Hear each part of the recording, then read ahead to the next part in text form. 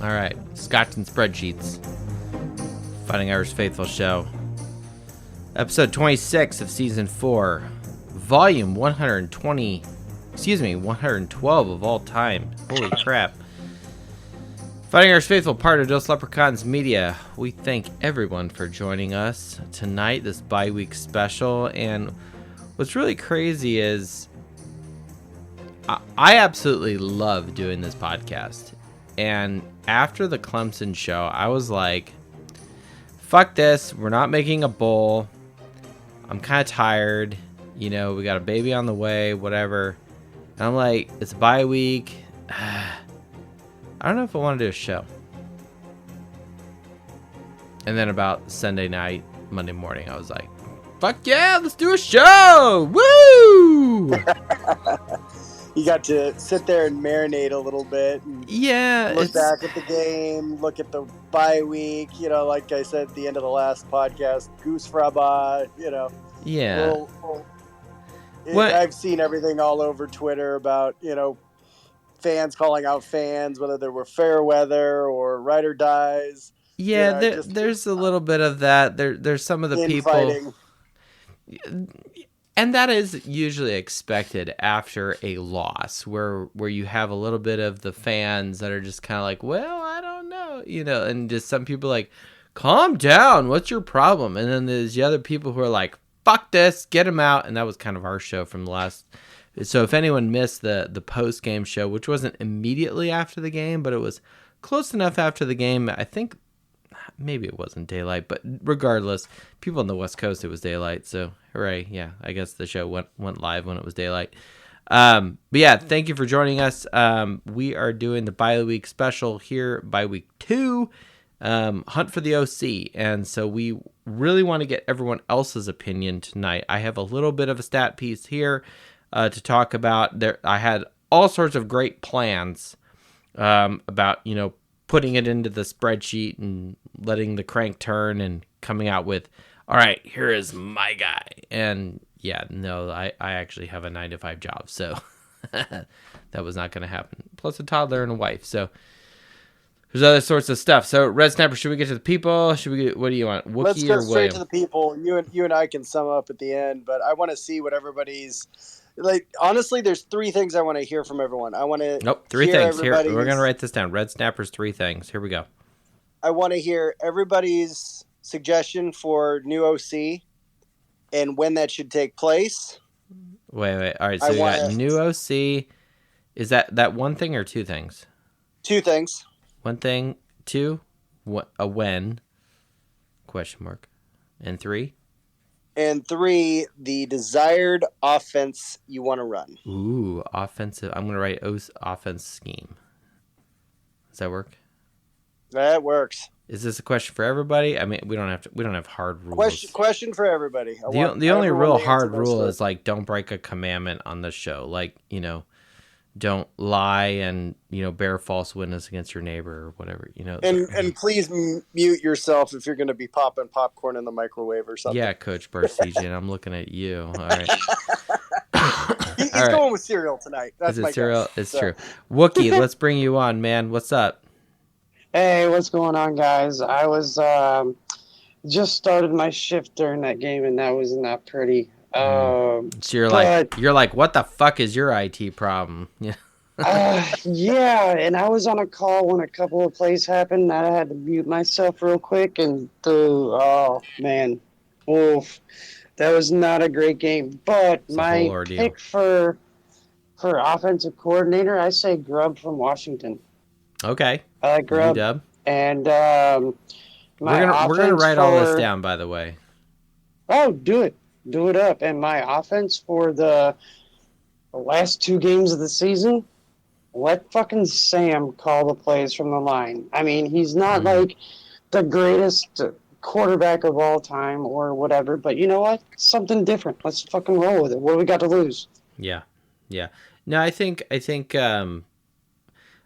that's an interesting point you make about letting Hartman run some of the plays. And if Coach Freeman, who has been a champion of, you know, supporting players as they go into the the draft and go to the next level. He wants them to be successful. So what better way for your quarterback to do that than by, essentially handing him the keys to the car? Exactly. And I honestly, personally don't think that Sam's going to get drafted. He's probably going to get picked up. That's just the way that I looked at it. Like, we all thought he was going to be this great quarterback coming into the season, and then all of a sudden we hit Ohio State, and it's like roadblock. He doesn't have bad stats. His last couple of games have been bad. His stats are actually pretty good. His stats are good. The problem is that he hasn't appeared productive. There's always that, that eye test, which we all kind of cringe at. Don't say that. God, it's really true. The stats look good. Yes. The problem is they just haven't looked good the last couple of weeks.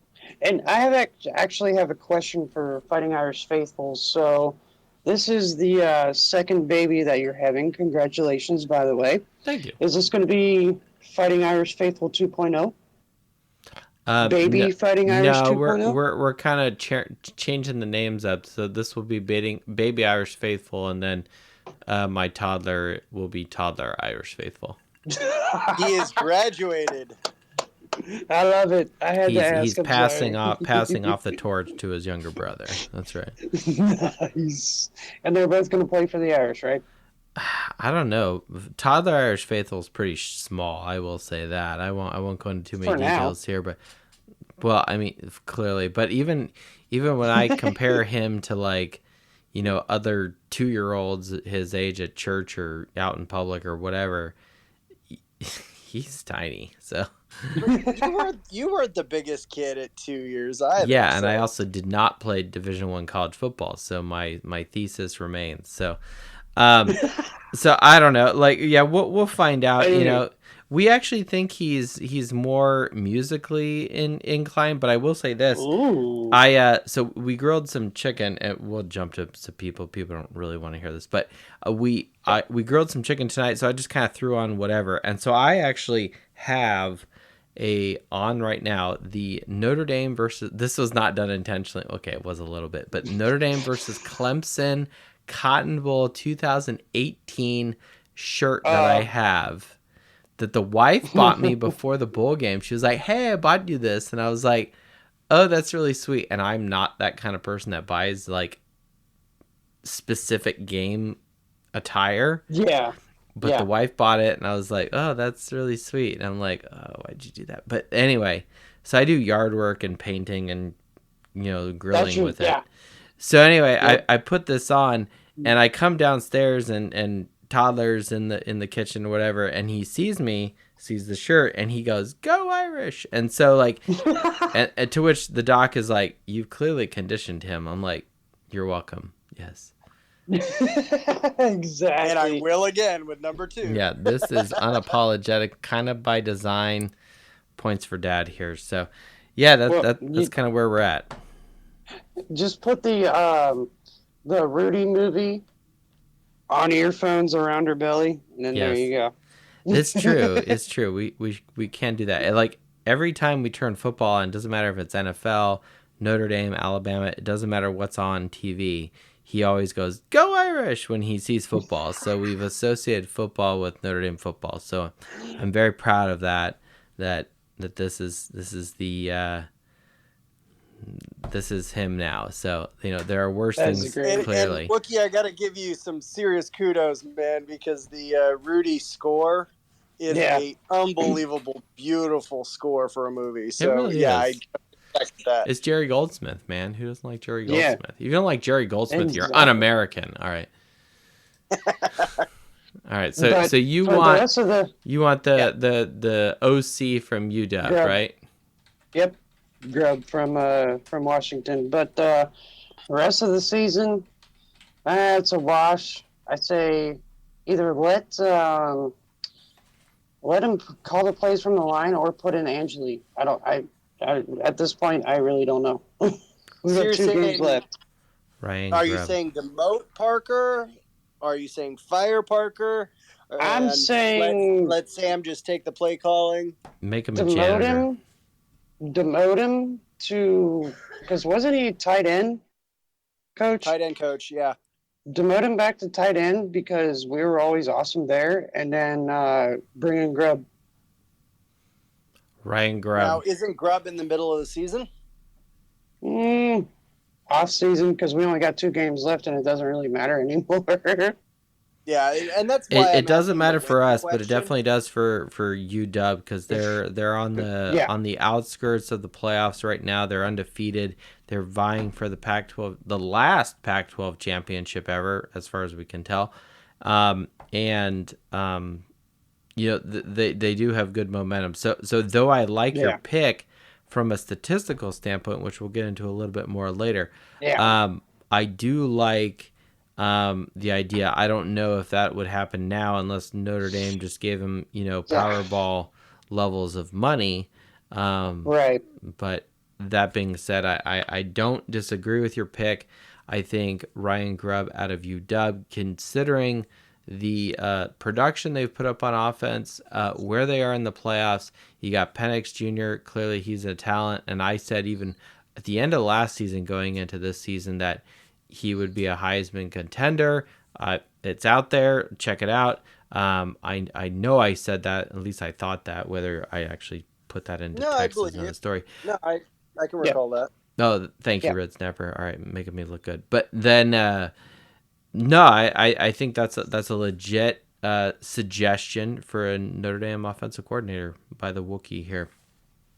Right and the other thing I have to say is, who day? Who day? Wookie, you should connect with Irv Smith, former tight end of Notre Dame. I have. Good. Yes. Come on. Trust me. Come on, man. I'm just saying. I'm here to help bring people together. All right. Heck yeah, bro. Cheers. All right. Cheers. Have a good one, and we want to get as many people as possible on here on who their bye week pick OC search is to replace, because look, we're not doing this just to be negative and we hate Parker and we think the team is shit. No, that it's kind of the opposite. This is like you have a family member who's struggling. You need to give them a little constructive criticism, a little swift kick in the ass, whatever. And it's like, look, we want to help you. And so Notre Dame, we are loyal to Notre Dame. I do not pledge allegiance to the coach or anything of that nature. We are here for the higher whatever that is Notre Dame, and we want Notre Dame to be successful. This is the offensive coordinator intervention. Ooh, maybe that should be the title of the show. When we post it to ND Nation, we'll find out. Well, I don't post it; they post it, but they will post it on ND Nation. I will say that they have been very, very generous to the Fighting Irish Faithful show to promote the Fighting Irish Faithful show when it goes live on the Dos Leprechauns YouTube channel. So very grateful to ND Nation when they post us. So thank you, ND Nation.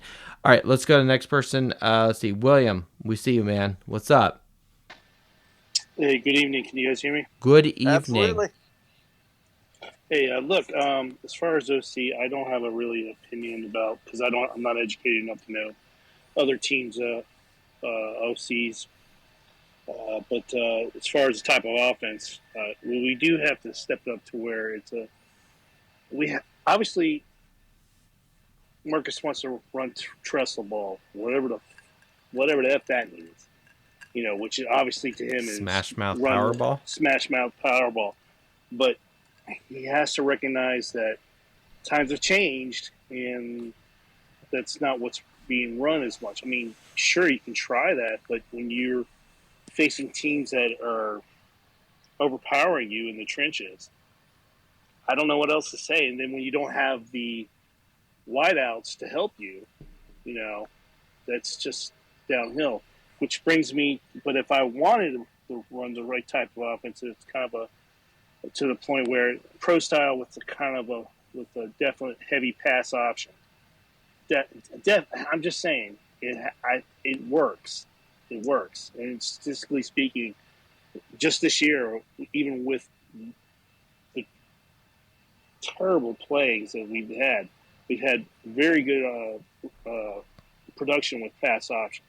I know that Red Snapper hates it. I'm pretty sure he said that sometime. Oh yeah, no, yeah. The RPO for me is it's too delayed timing, and I think Well, that's it's our not weakness. supposed to. It's not supposed to. And But that's when the your problem offensive line can't sustain blocks, okay, but let's to you have to concede to this point. The way it's being run now with Hartman, not Hartman, with Hartman, it's wrong. He delays almost 2 seconds to get the ball off. It needs to be crisp. It needs to be fast. It's 1-2, bam, or 1-2 and throw. It can't be 1-2. Do I hold on to it or not? It's totally wrong. It's totally wrong, and that's what's hurt us. This whole nonsense of having the best running back in the freaking country held up because he can't get the ball into his stomach. It hurts Notre Dame. It hurts the whole offensive play. Agreed. I have a piece about estimate that we'll bring up later, but no, and question I have for you, William, is, and I don't disagree with what you're saying. One of the things I have a question about is, do we have for the type of properly run RPO that you're describing, which I do not at all disagree that it is a potential viable strategy for an offensive system that is effective, number one. Number two, it's not my preference, but I've talked about that in the past, but it's not about what I think right now, it's about what you guys think. But three, do you think that Notre Dame right now today has the tools in the toolbox or personnel, however you want to describe it, to run said RPO that you're describing? When you have the kind of coaching staff that does not want to instill the mental toughness and the grit to do it, no. And I'm sorry to have to say it like that, but we have kids that are ready to be molded in the right direction. But when you have Harry Highstand, he quit. He must have quit for a reason. It wasn't just, I'm just going to retire. No, he must have saw something. And then when Bayless quit, he quit for a reason. Wasn't the Bayless thing I wanna throw out only because I will not go into detail about this, but there is information I have received that is that's of a serious nature. I'll just put it that way, and kind of excusing him from the team. I'll just put it that way. It's a personal matter. I do not, and furthermore, has nothing to do with Notre Dame. Okay. Well, moving on. I'm just to get back to the answer to your question is that do we have the current tools? No, but we have to move forward. If Marcus Freeman wants to do smash mouth type of football, then he needs to put the tools. He needs to get the coaching in there. He needs to better recruit. Okay. He's done good strides with so far in recruiting, but he needs to push harder, and maybe he needs to step away from the offense, or maybe he's not doing. I don't know. I have no question about his ability to being a defensive coach, and I think this is a kind of like a plague with all defensive coaches, where the offense lags but the defense excels. And you can say the same thing about Brian Kelly. The offensive side excelled, and the defense, well, we know how that went, right? So I mean, I look back at Notre Dame's great teams, anything from 2012 to 2013, or even 2020, maybe 2020 a little bit with Kyron Williams, but for the most part, I think of them as, in their good years, they had better defensive statistics than they did offensive. 2019, 2015, a little bit here and there. I don't know if that was necessarily Kelly's mastermind or if it was just good play calling, this, that, and the other. Obviously 2015 was not because of the defense, Brian Van Gorder and whatnot. Same with 2015. We and I'm not trying to say you're wrong or anything. I do think Brian Kelly had a more offensive focus when he was the head coach at Notre Dame. Regarding the RPO and the personnel and who has the ability to run that, at the end of the day, the Notre Dame football is going to be, like under Weiss, you had like a pro style offense, right? With with Holtz, I mean, this is going way back. You ran Wishbone and kind of more offensive base. Kelly, brought in the spread, and then it kind of, and then what I think you see in football, especially college football, is you kind of see everybody kind of doing the same thing. Where you're people were doing the spread for a while, and then now they're doing RPO, and then we're starting to see people go more under center again, which I think is really interesting, and clearly that's my preference, because I'm more of a, Nebraska 1990s power football kind of guy. So am That's I. just me. So but again, it's all about what opportunities that presents to you, your team, and your opponent. And part of me kind of thinks that, look, college football has moved away from power football, going under center, I formation, split back, jumbo formation to the weak side of the field, however you want to describe it. College football has kind of moved away from that MO, and I kind of think, like, well, if you introduce it, maybe you can catch teams slipping. Maybe you can, and you don't even have to have that be your 100% identity. Clearly, that's my preference.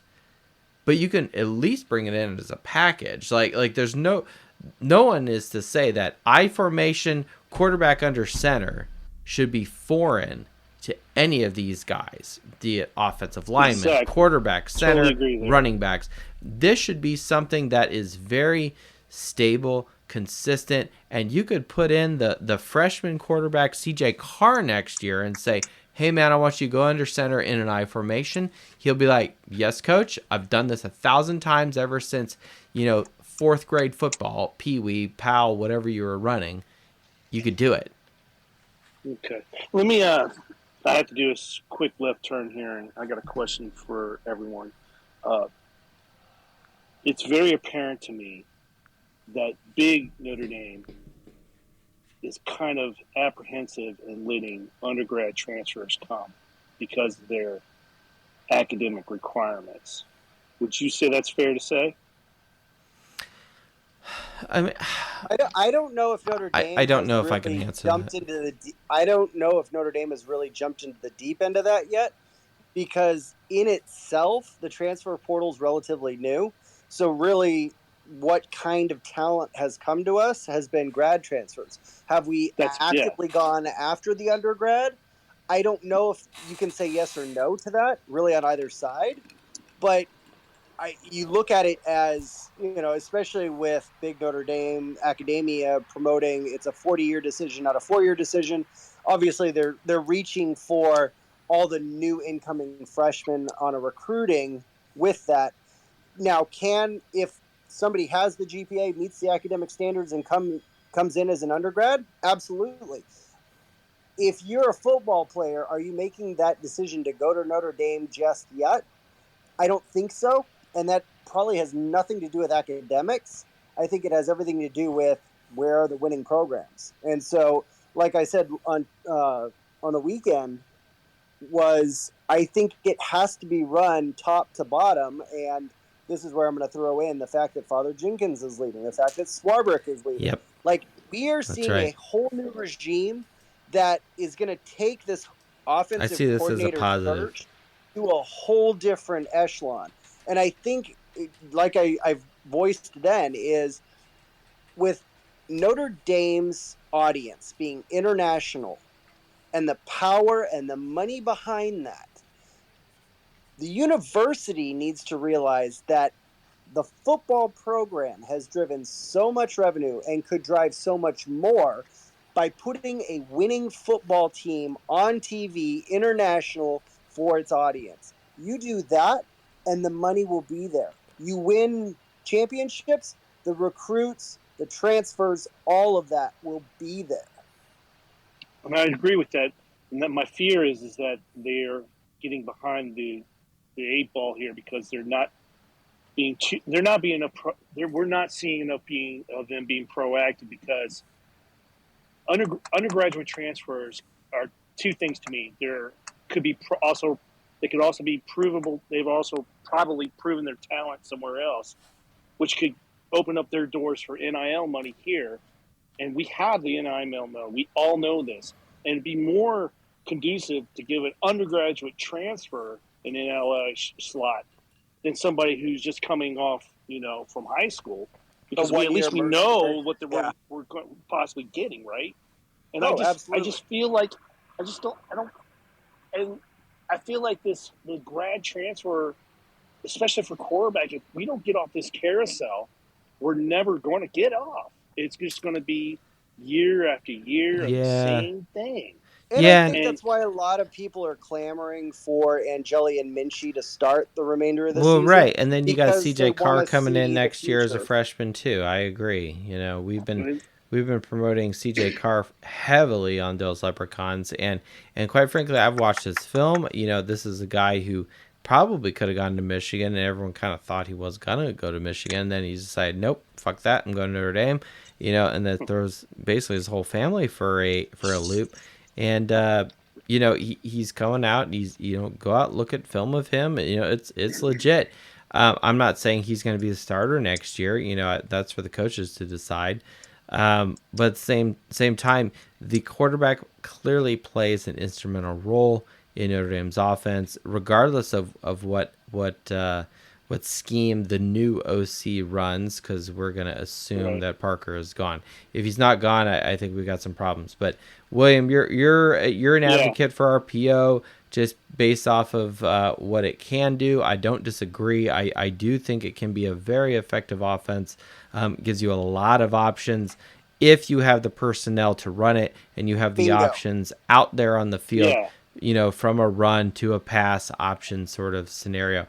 And it tends to also be successful when you have a mobile quarterback, which is something that Notre Dame definitely would need to do that, whether it's Minchie, whether it's Carr, even Angeli, I don't know. I don't see that as Hartman. It clearly wasn't Drew Pine or Jack Cohn. Oh, hell no. And I don't want to be disrespectful to Jack Cohn. There was clearly a place for him at Notre Dame. But William A. Frazier, really appreciate your input here. We're going to try to get to as many people as we can. Any last go thoughts? Irish. Hooday. All right, go Irish. I won't repeat the last bit because I'm not that much of a Bengals guy, but. Oh, boo. It's nothing against them. Like, you can name any NFL team, I would have had the same response. You're just not, that much of an NFL advocate. No, and it's nothing personal against any particular NFL team. It's just like I invest a lot of eyeball time and emotion into Notre Dame. When it comes to Sunday, it's like, I just want to make pancakes in the morning and go to mass and, pick up shit around the house, and just relax. Just so toddler Irish faithful can mess it all up again. Yeah, it's a true story. At Johnny W Boxing, what's up, man? Johnny Wilds. Hey. How are you, brother? Yo, welcome to the Fighting Irish Faithful Show. It's been a while since we've had you, sir. Yeah, my life is freaking bonkers. I'm sorry, but that's okay. So is Notre Dame's offense, so you're in good place right now. Yeah, that's an entirely different conversation, but I think that's what we're talking about, though. They might parallel each other, so I apologize for the crazy Sharpay in the background and the new Frenchie. They're out of line, so my apologies if you hear them. Yeah, they're socializing. Yes, okay. I get it. It sounded like we were at the airport earlier with William. It sounded like jet engines going in the background being tested. Or that's correct. I'm in the hangar, so yeah. Are you really? Yes, sir. I'm an aircraft mechanic here in Greensboro. That's it. I knew it. I knew what a gas turbine engine sounds like. Leave it to the rocket scientists to hear turbines in the background. Technically, my master's is in aerospace engineering, but whatever. I want to hear from Johnny. You're the bane of my existence, then. No. What are you talking about? I'm awesome. What are you talking about? All right, back to Johnny. So we're talking about the OC search, and we don't have to and let me be clear. If someone thinks, hey, we should give Parker more time, or we don't think it's time for him to go, and I got some statistics about that we'll talk about later. That's a viable argument we can have, and I won't shoot you down too much. It's fine. Johnny, what's up? No worries. and looking at like the first 3 games against limited competition, I was very excited. I mean, who wasn't? I mean, we were throwing dimes. It looked great, and then teams adjusted to our program. Talking about the OC, I don't know. I'm just going to throw this out there. Will Stein at Oregon, he's not happy with his contract. He's negotiating. Will Stein, a guy that should we look at? And earlier, I think one of your guys that were listeners threw out the UW coordinator. I think his name's Grubb. Yep.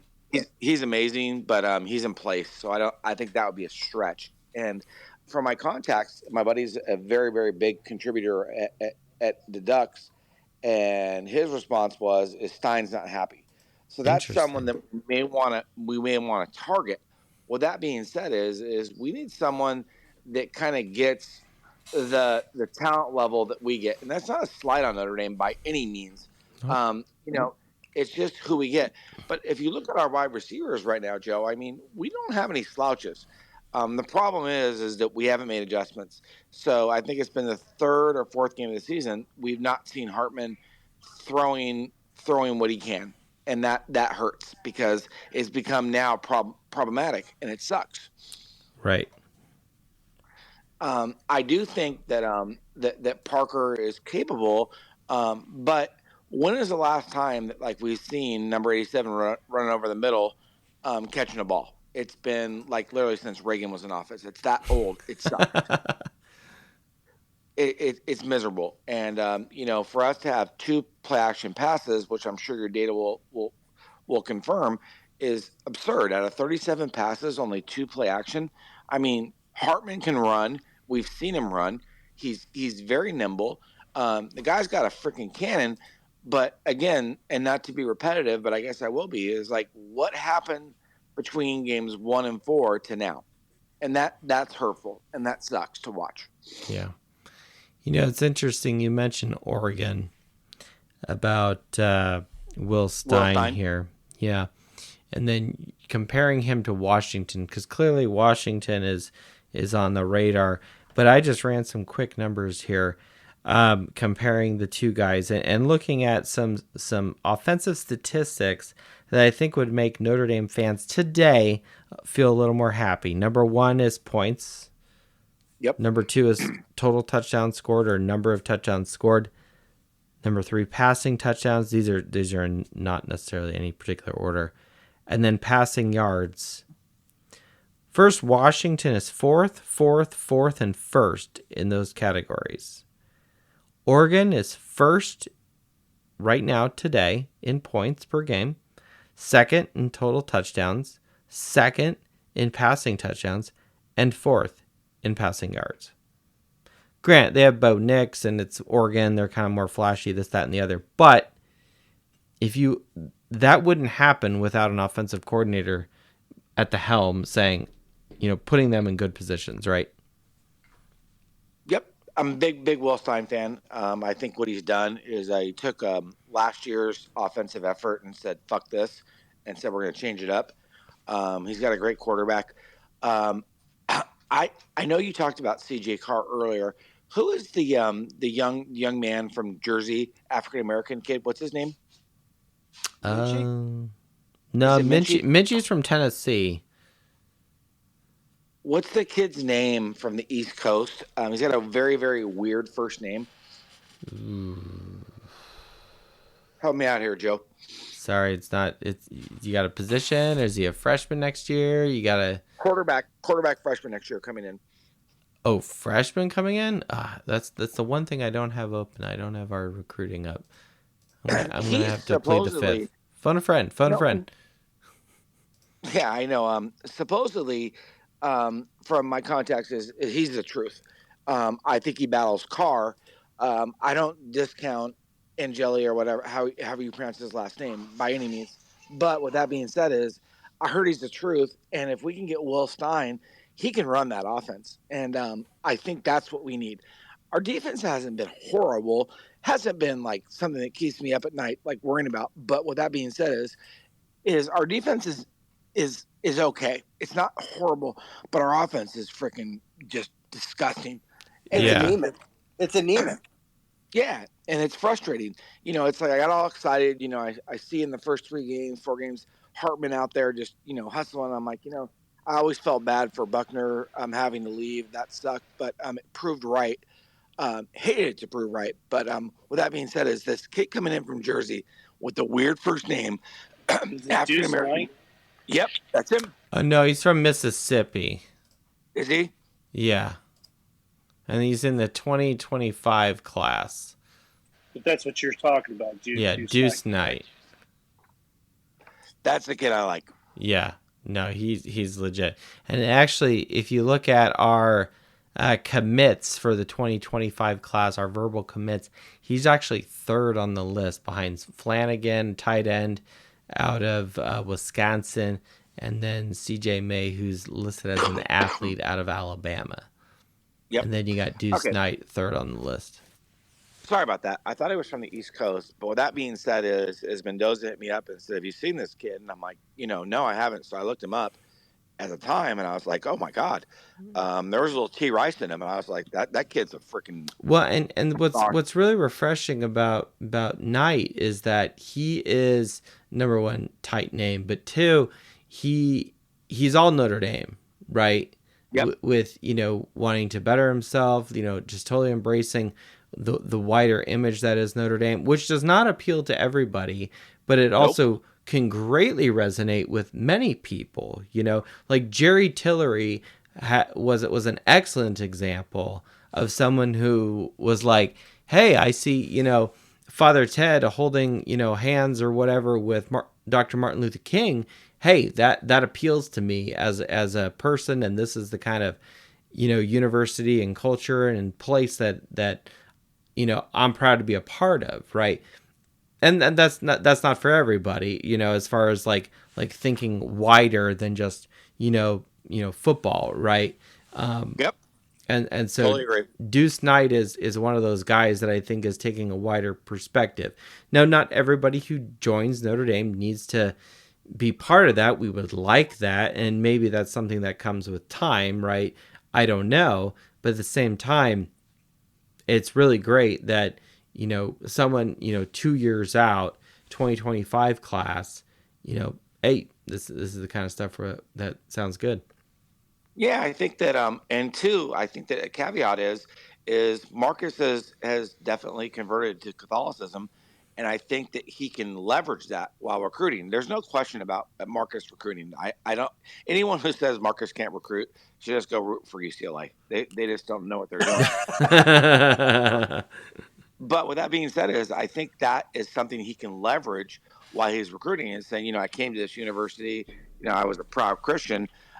He's from a mixed family, and that's hard. But he can show those kids that hey, this is what I've done with my life. And I think that should be a leverage point for him while recruiting. I don't know if you agree, Joe, but I think that's a huge point. I think so, too. And I think Notre Dame's been very, there's countless examples of guys who weren't necessarily Catholic. And if you are Catholic, obviously it's a great place to foster your faith and your spirituality. And even if you're not, Notre Dame's not going to, beat you over the head with it, per se. Obviously, it's unapologetically Catholic, and I'm okay with that as a Catholic. But simultaneously, I don't think it's going to be it's not going to be like an oppressive feeling or this burden that people are like. I think that's all just smoke and mirrors, per se, which is interesting because Notre Dame, it's this big Catholic university in Northern Indiana or whatever, and it's like, a lot of people are drawn there not necessarily because of Catholicism. Some hardcore Catholics would actually be kind of like, well, Notre Dame Catholicism, and they just kind of like, well, they brush it off. Yeah, and some of their arguments are valid, right? So I don't want to get into that whole discussion. But that being said, back to what you're saying, Johnny, is that I think Notre Dame is clearly an inclusive place, but at the same time, it is my hope that they that the new administration, clearly Marcus Freeman, everyone wants it to be great, but you have to build somewhere, and doing it with someone like Will Stein out of Oregon, if he's not happy there, hey, come over to Notre Dame, this isn't Eugene, and you can grow in other areas. Jerseys every week.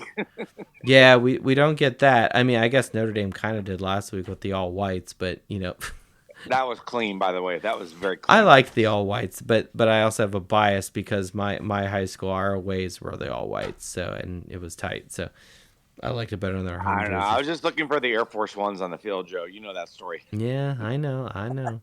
I'm just saying, we got this Under Armour deal, and that's it's garbage. Maybe Stein won't like that. It'd be like, really? I left Nike and Oregon for this Under Armour bullshit. I don't know. Yeah. Well, hopefully it will be a conversation at least, because I know he's not happy. I guess there's some dissension among the ranks, so that's just my point. So thank you so much for having me, Joe. I know it's been a while. I need to be more cognizant of the show. I always listen to it on record, which sucks. But thanks for having me, and all the guys here. My name's Johnny. Would love to chat with you anytime about the Irish football or boxing, which is my forte. So yeah, it's Johnny W Boxing.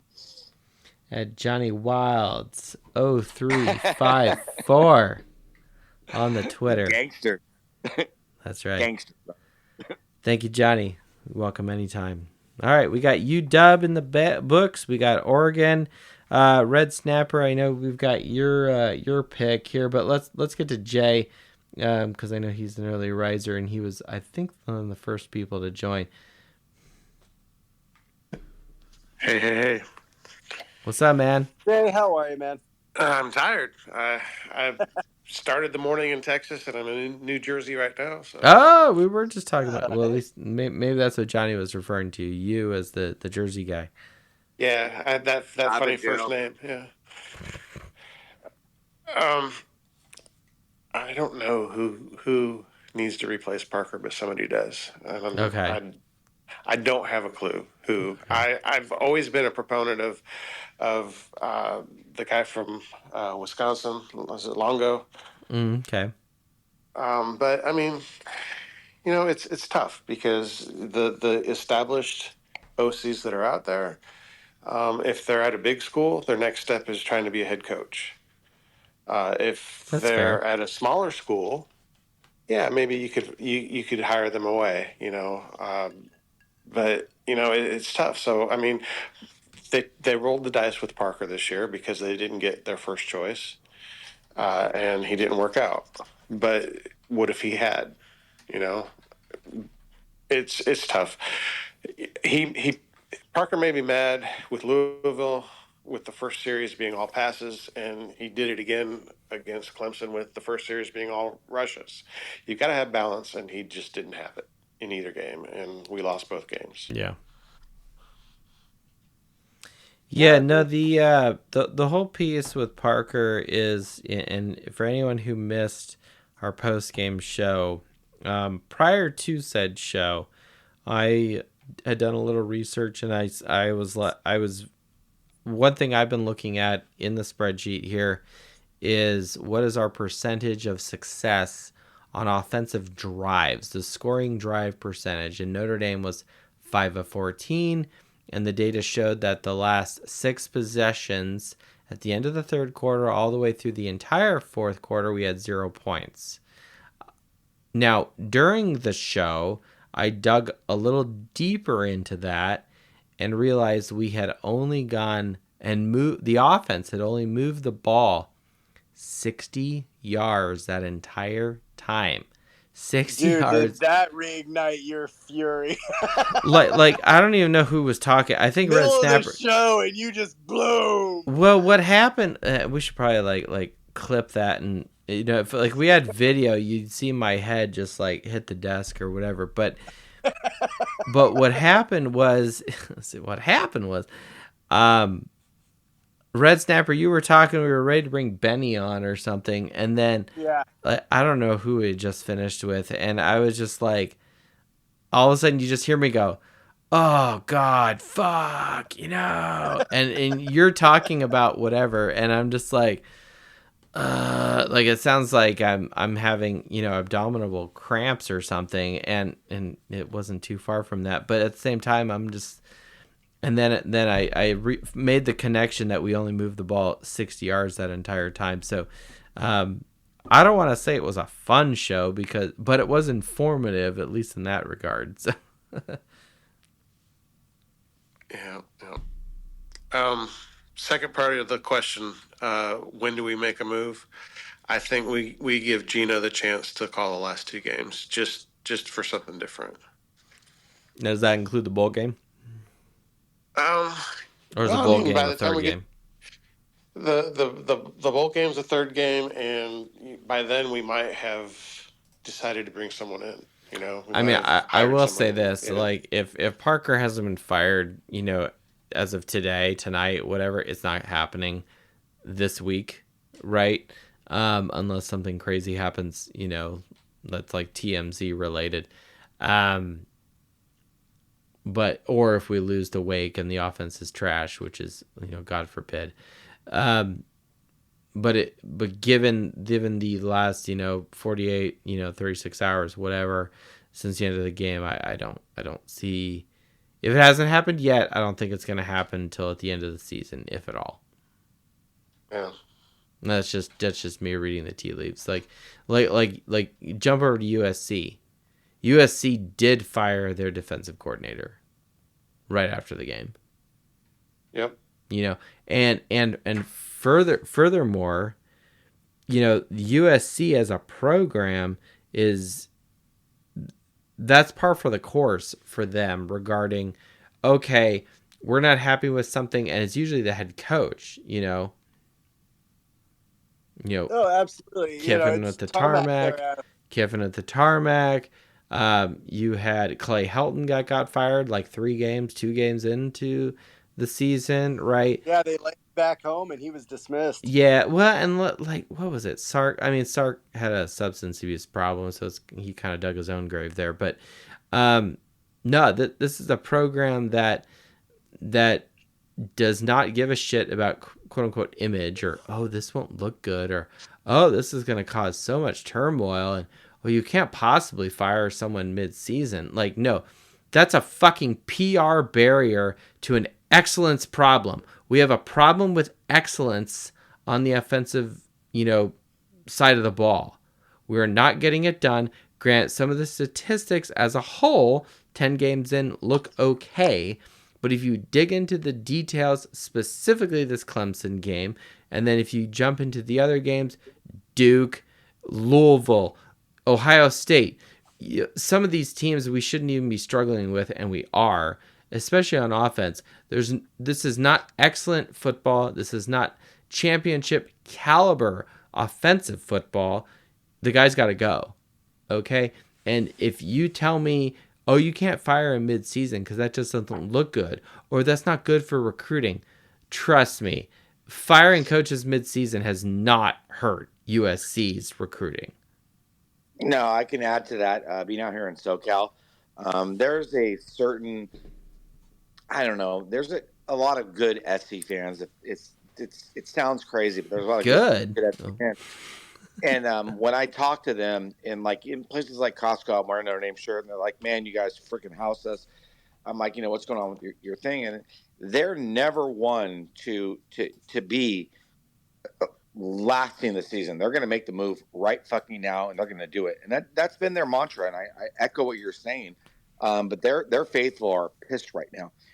They thought, well, they should be. They got sold a false set of goods with Lincoln Riley, and they got this Heisman Trophy, quarterback, and here they are with all these losses, and this is not what they were expecting. They were expecting to make the fucking playoffs.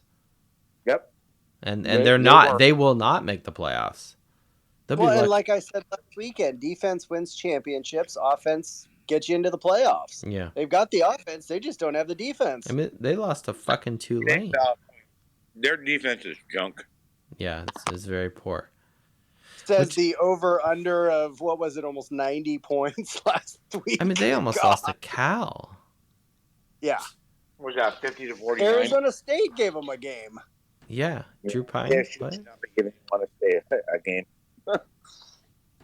Yeah. So anyway, back to Jay's discussion about, at what point do we let Parker go, if it's going to happen at all. Look, I don't see it happening now. And again, maybe this is some of the let me put it another way. We Notre Dame fans have been very mindful of what's happening in other places of college football. We've clearly been Notre Dame fans for many years, so we've seen things, we've observed things, multiple coaching changes, this, that, and the other. So we have a wider breadth of our vision of Notre Dame football in the grand scheme of college football. Now take Marcus Freeman, who's essentially, he's captain of the ship. He's in charge. His word is law. And this is his second season coaching college football ever, particularly at Notre Dame. He does not have the same wide breadth that we do, number one. Number two, I think he's still kind of finding his sea legs per se about how aggressive he wants to be about things. Swarbrick is still the AD, so take that for what you want. I would actually be a little pleasantly surprised, I'll put it that way, if Freeman fired Parker now or mid-season or before the end of the season. Logically, I think about it, whatnot. Do I honestly think he would do it mid-season? No. Maybe before the bowl game, I could see that. But mid-season, honestly, the answer is no. Doesn't change my opinion about it, that I think it should happen, given the nonsense we had to all watch, on Saturday at Clemson. But that being said, and this is in no way to give Marcus Freeman a pass card per se, or excuse him from making a bold decision that is potentially quote unquote aggressive, or like image conscientious or what have you. Fuck that. All right, look, Notre Dame went 4-8, and people were still buying Era Parsegian shit out of the bookstore in 2017. Notre Dame went undefeated in the regular season, and people are buying undefeated gear. And look, if you that's your thing and you want to buy that shit, that's fine. That's not me. My point is, it doesn't actually mean anything going undefeated in the regular season and just getting your shit pushed in the bowl game. That's not my opinion. It's not where I want us to be. I personally am very disappointed and very upset that with the talent we have, with the quarterback we have, being in year 2 of Marcus Freeman, and let's face it, new coaches tend to be, in general, successful. As far as if you look at that, coaches who have either won national titles, won bowl games, it tends to be coaches from year 2 up to year 5 who are winning those. It's just a fact, right? That being said, I'm very disappointed that Notre Dame is A, not going to a New Year's Six Bowl, and B, not winning it. Something that we definitely need to get the monkey off of our back that's been there for 30 fucking years. Agreed. And I think, for me, and I'm going to kind of generalize here, but I think the fan base in general wants closure on one question, and that question is Parker calling the offensive plays. And whether that's him being fired, and I echo your sentiments of, I don't see Marcus Freeman, I don't see Notre Dame firing him and kicking him out of the building, tarmacking his ass. I do see him getting demoted, and I think they're playing it very close to the chest, where he will be the tight ends coach for the remainder of the season, and possibly even moving forward into next season as a tight ends coach. And considering the very youthful tight ends we don't have Evans. So that's something we got to deal with for the last 2-3 weeks of the season. But I think Parker being there for the tight ends that are there is going to be a pivotal thing. So I don't see him getting fired, but I do see the demotion no longer as the offensive coordinator. So who calls the plays then? I would echo Gaduli for the remainder of the season. I mean, he seems the most experienced, right? The only reason why I say that is because I don't think we're going to get, and I'm going to go out there and say, if it's pulling somebody from the college ranks, I'm going to go with Stein. That's somebody I absolutely loved. I heard the same thing about him not being happy. So that's definitely just me in the last 24, 48 hours doing some research. Maybe I should draft an email to Notre Dame's athletic department. I don't know. Well, I think when we put this up, and it gets posted, we just need to make sure that, hey, ND Fanatics at ND Football, are you paying attention? Yeah. We already know they listen to the podcast anyway, so they do listen to the podcast. I know for a fact. Now, if they would do half the shit I talk about, we'd be in better. Look, hey. If when Price scores a touchdown, just play the fucking Price is Right theme in the stadium. It's not that fucking hard. People would love it. Okay? I have no problem being an offensive consultant. I have no problem with that. That's right. Hey, Notre Dame, you know how to contact me at faithful_Irish on Twitter or fightingirishfaithful@gmail.com. Hey, I'm here. We'll clear the schedule. Exactly. But I don't see us stealing somebody for the last couple of weeks of the season. That being said... No, I highly doubt that would happen unless it's someone who's just sitting on the couch right now. I have climbed this hill, and I will die on this hill.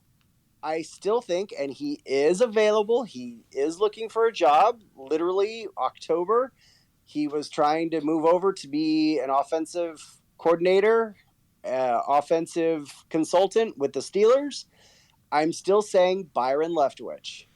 I absolutely love that. And Red Snapper, that was your position last year. I brought it up because when he got passed over for head coach multiple times, I saw that as a huge slap in the face. I knew he wasn't going to last, especially after the last season he had. Brady retired.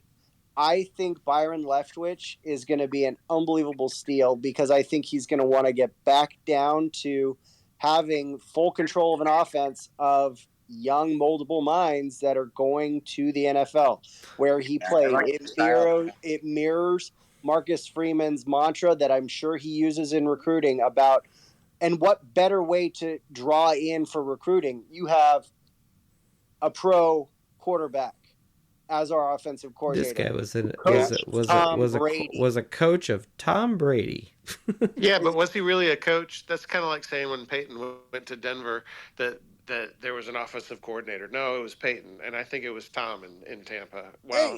And I agree with that, but at the same time, my wife, who's a Seahawks fan, would just rub that in the nose. Brady, you can realize this, right? What drew Tom Brady to the Bucs versus Miami? Taxes. That's something I'm going to put out there. And the offensive scheme, the play calling, the chemistry with an offensive coordinator are going to be pivotal. And I honestly don't see any flags. I don't see any knocks against having Byron Leftwich in there. What about Charlie Weiss Jr.? That's an interesting question. Now, Red Snapper has had some snarky, funny comments about Weiss Jr. So, I will say this: we all know what happened with version 1. Version 2, this is where my pit PTSD comes in. The name Weiss just makes my skin crawl. I can't do it. I can't do it. Yeah, I haven't. It'll take me a few minutes, Jay, to talk about Charlie Weiss Jr. I will say this, and I'll kind of take your comment and flip it around. So he's a member of the staff over at Ole Miss. Okay, he's technically listed as a co-offensive coordinator, but simultaneously, the head coach is Lane Kiffin, who is, for all intents and purposes, an offensive genius. He's not a shitty coach. Okay. he's not. I wouldn't say he's the best thing since sliced bread, but he also isn't dog shit. That being said, he's been at Ole Miss for a handful of years now. And that's not to take anything away from Charlie Jr. I actually think from his, if you want to be the best, you got to work with the best, and from offensive minds in college football, I think Kiffin is a halfway decent guy. That being said, are we gonna really give Charlie Jr. a lot of the success that he deserves, or is that a byproduct of Lane Kiffin? He Well, I doesn't mean, have. he was successful before he went to Ole Miss, and because of that success At is USF? why. Yeah. Yeah. Well, and I think that's about, and I'm not saying I'm right, you're wrong. That's not what I'm saying. I'm kind of just speaking more metaphorically and Sure. Is his Yeah. name up whatnot. there? Absolutely. Does it deserve to be in the conversation? 100%. I think so. We'll put Charlie Jr. on the list here. Yeah, he's special. As I think most people cringe when they hear the term Weiss. I get that. Mm-hmm. That being said, Joe, in my opinion, he's special. He gets it. Kid's been groomed. Knows football. He's special. I don't know what his dad has done to damage the Notre Dame brand, but he's someone that should be on the list. He's good. I mean, like with Weiss, it was like his teams were just 7-on-7 teams. Yeah, I agree. But I'm just saying what he's done since then and what he's learned and what he's about. I'm a big fan. I love the kid. Yeah, and I also don't want to be unfair to Charlie Weiss Jr. regarding, condemning him or making judgments because of his dad and his dad's lack of success at Notre Dame when his dad was a head coach, right? I do think that is unfair. Although it's one of those things where it's like, the shadow that was cast by your dad and your old man or whatever, and some of this is a little bit of NFL type talk, like, Charlie Jr. I was thinking about this question today, and would I entertain the thought of him? Absolutely, I would certainly entertain that. You have to. Sure, and honestly, I have not watched a whole lot of Ole Miss football. I do not know what scheme they run, and this, that, and the other. Because I watched Notre Dame, not Ole Miss. But that being said, they're part of the conversation. They have clearly a better record than Notre Dame, and it's worthy of interest, worthy of paying attention to things. Now to the question of schemes, and then I'll stop and let other people talk because I think I've been on way too long. But no, we love you, Jeff. Keep going. When it comes to schemes, I think you kind of have to look at what your personnel are and what their strengths are, and then develop your scheme to that. And you see it every year at Alabama. Do they have a great quarterback? Okay, we're going to do this style of offense. Do we have a game managing quarterback? Okay, we're going to do this style of offense. And it just depends on how good the quarterback is. And if the quarterback develops, and there's a key word right there, develops, then maybe you can adjust as the season moves on. But you cannot take a quarterback who's not mobile and say, hey, we're going to do run pass option. You just can't do it. So likewise, if you've got a quarterback that can run all over the place, then by all means, go forward with that. I think the future's bright. I don't think we need a transfer portal quarterback. I think we've got who we need coming in. And if that means next year is another repeat of this year before we get fully up to speed, I think that's the way we should go. Yeah, Jay, I think you make valid points. I mean, I really do. I think it's unfair because, and it's no discount what you're saying, is Alabama's plug and play. So if you have a tight end that's not working well, you can go to number 2, number 3. Notre Dame, unfortunately, has very limited. Now, Marcus is definitely shoring that up. And I promise you when I say this, he is shoring that up. But right now, it's like we need a guy to come in and to be diamonds. And then if he goes down, have someone that's maybe silver. And that might be a horrible analogy, but at other schools, you like Oklahoma State, you have a quarterback goes down, you got a kid come slinging 90 yards on his first drive.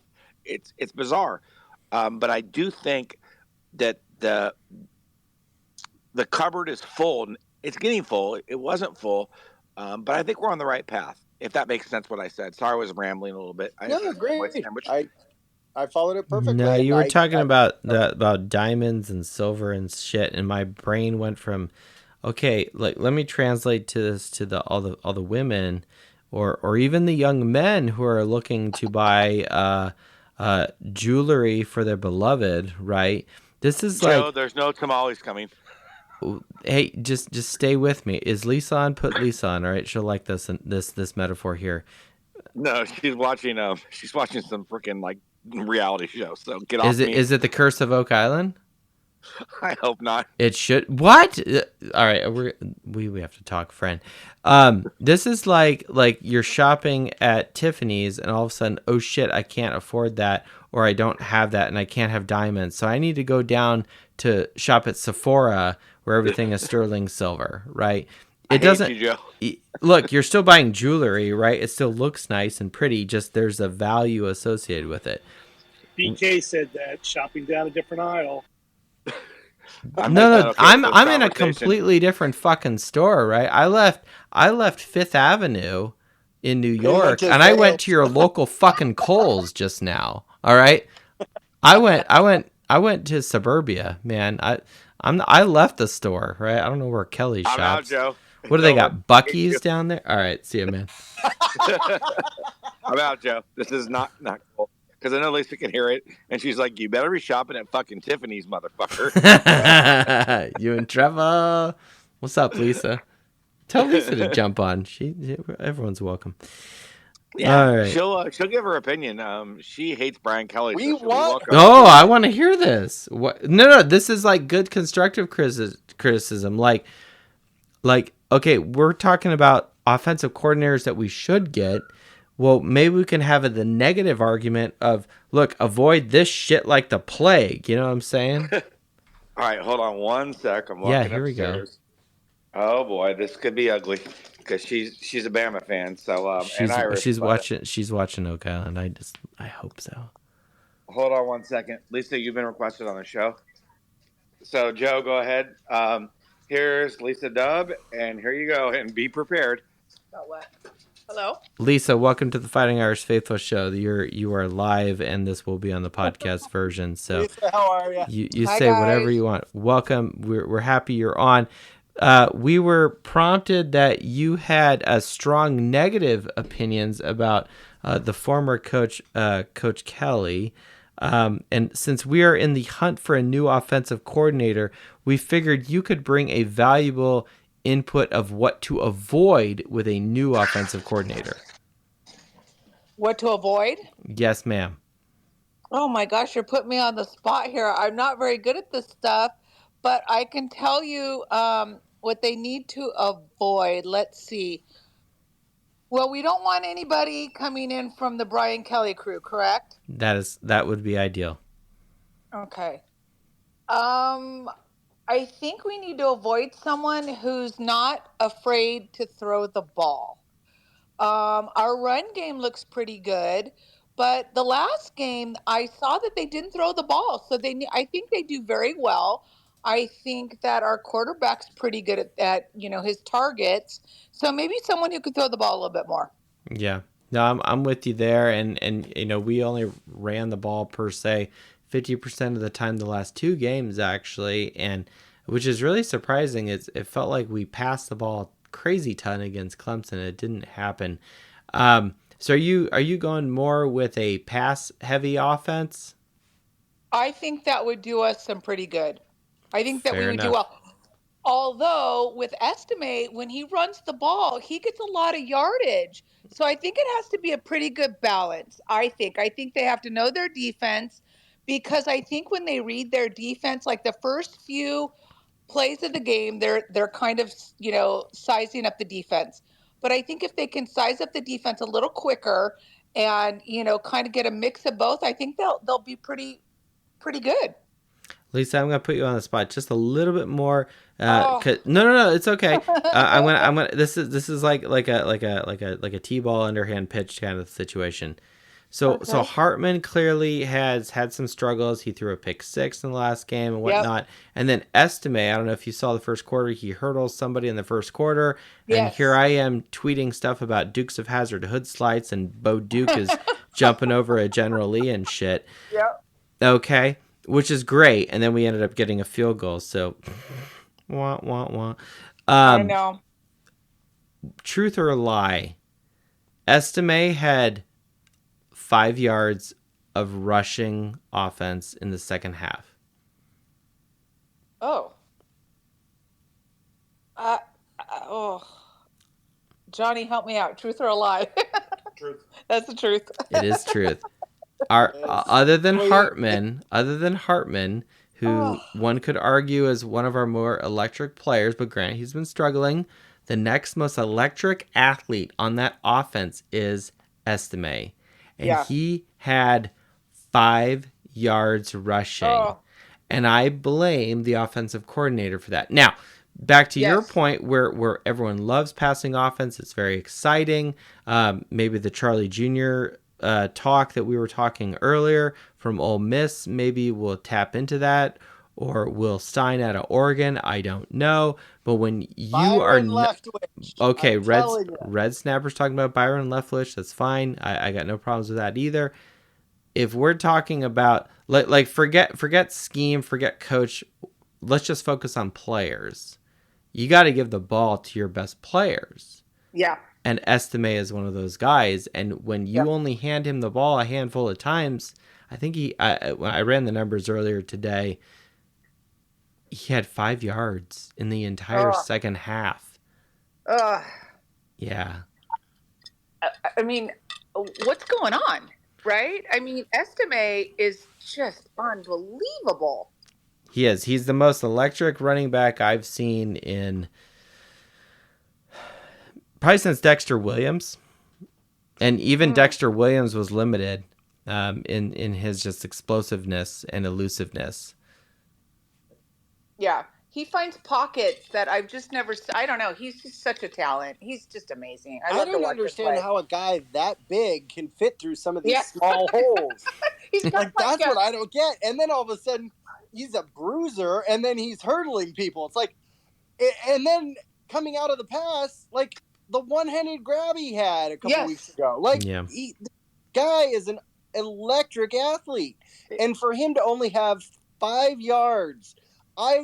That's where my stomach turned. Like that right there. Sorry, Parker, done. Offensive coordinating, relieve him, please. I mean, should I go back on the rant about, we only had 60 fucking yards of offense over 6 possessions. Our last 6 possessions, we only had 60 yards, 4 punts, 1 interception, and 1 turnover on downs. Like, it was absolutely trash.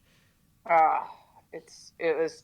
Especially against the team, Clemson's usually pretty good, but they're not doing that great this year, and they should have just rolled them. No, we made them look really good. I'm with you there. We really did, and to give them that win, it just pisses me off. But, I don't know. There's my 2 cents.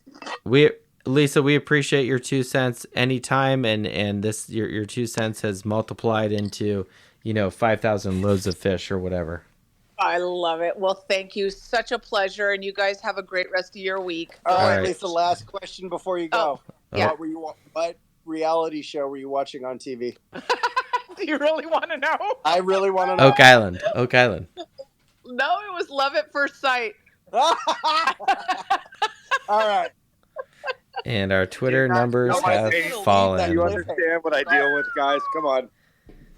You're a good husband, Johnny. Going downstairs, whatever. No, I'm miserable. At least 2 people just dropped off the space. Thanks, Johnny. That's fine. All right, let's recalibrate here. Let's go to @Coach Parsegian on the Twitter.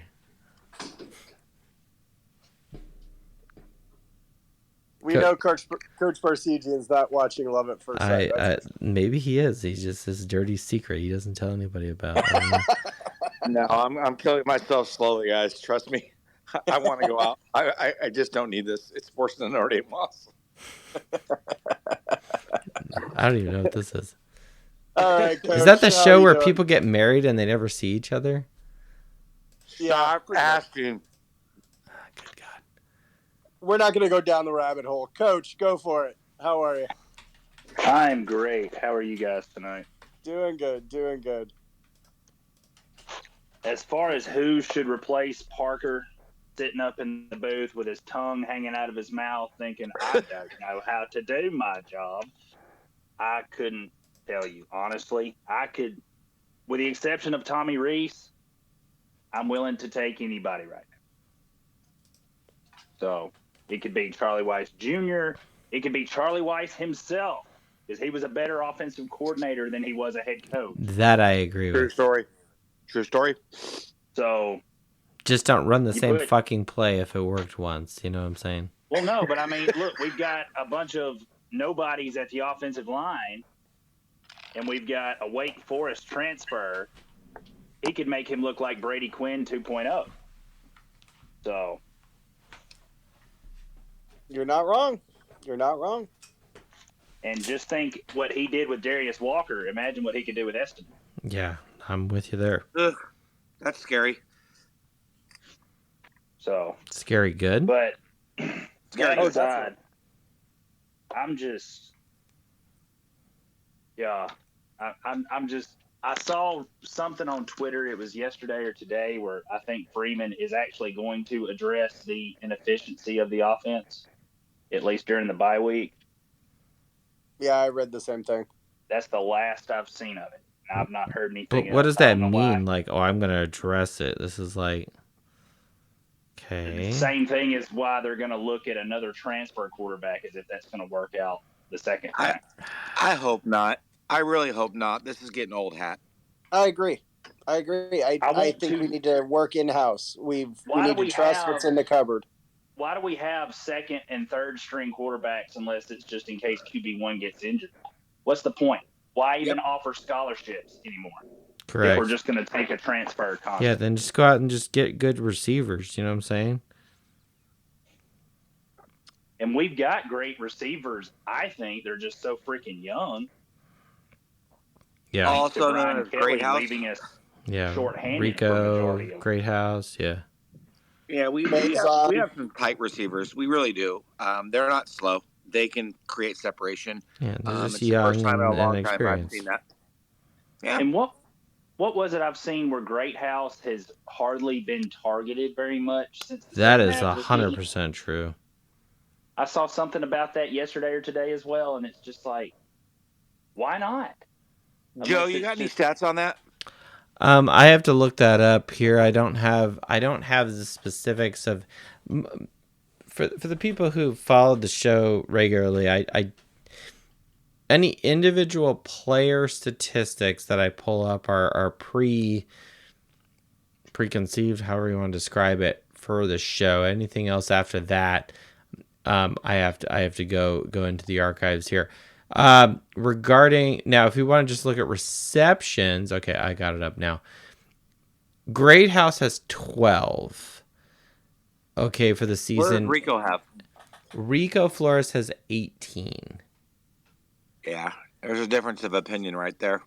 Now, what I would be curious about, and this is something I think most people wouldn't agree, is, you know, and I like looking at the macro from like touchdowns and productivity and whatnot and points on the scoreboard.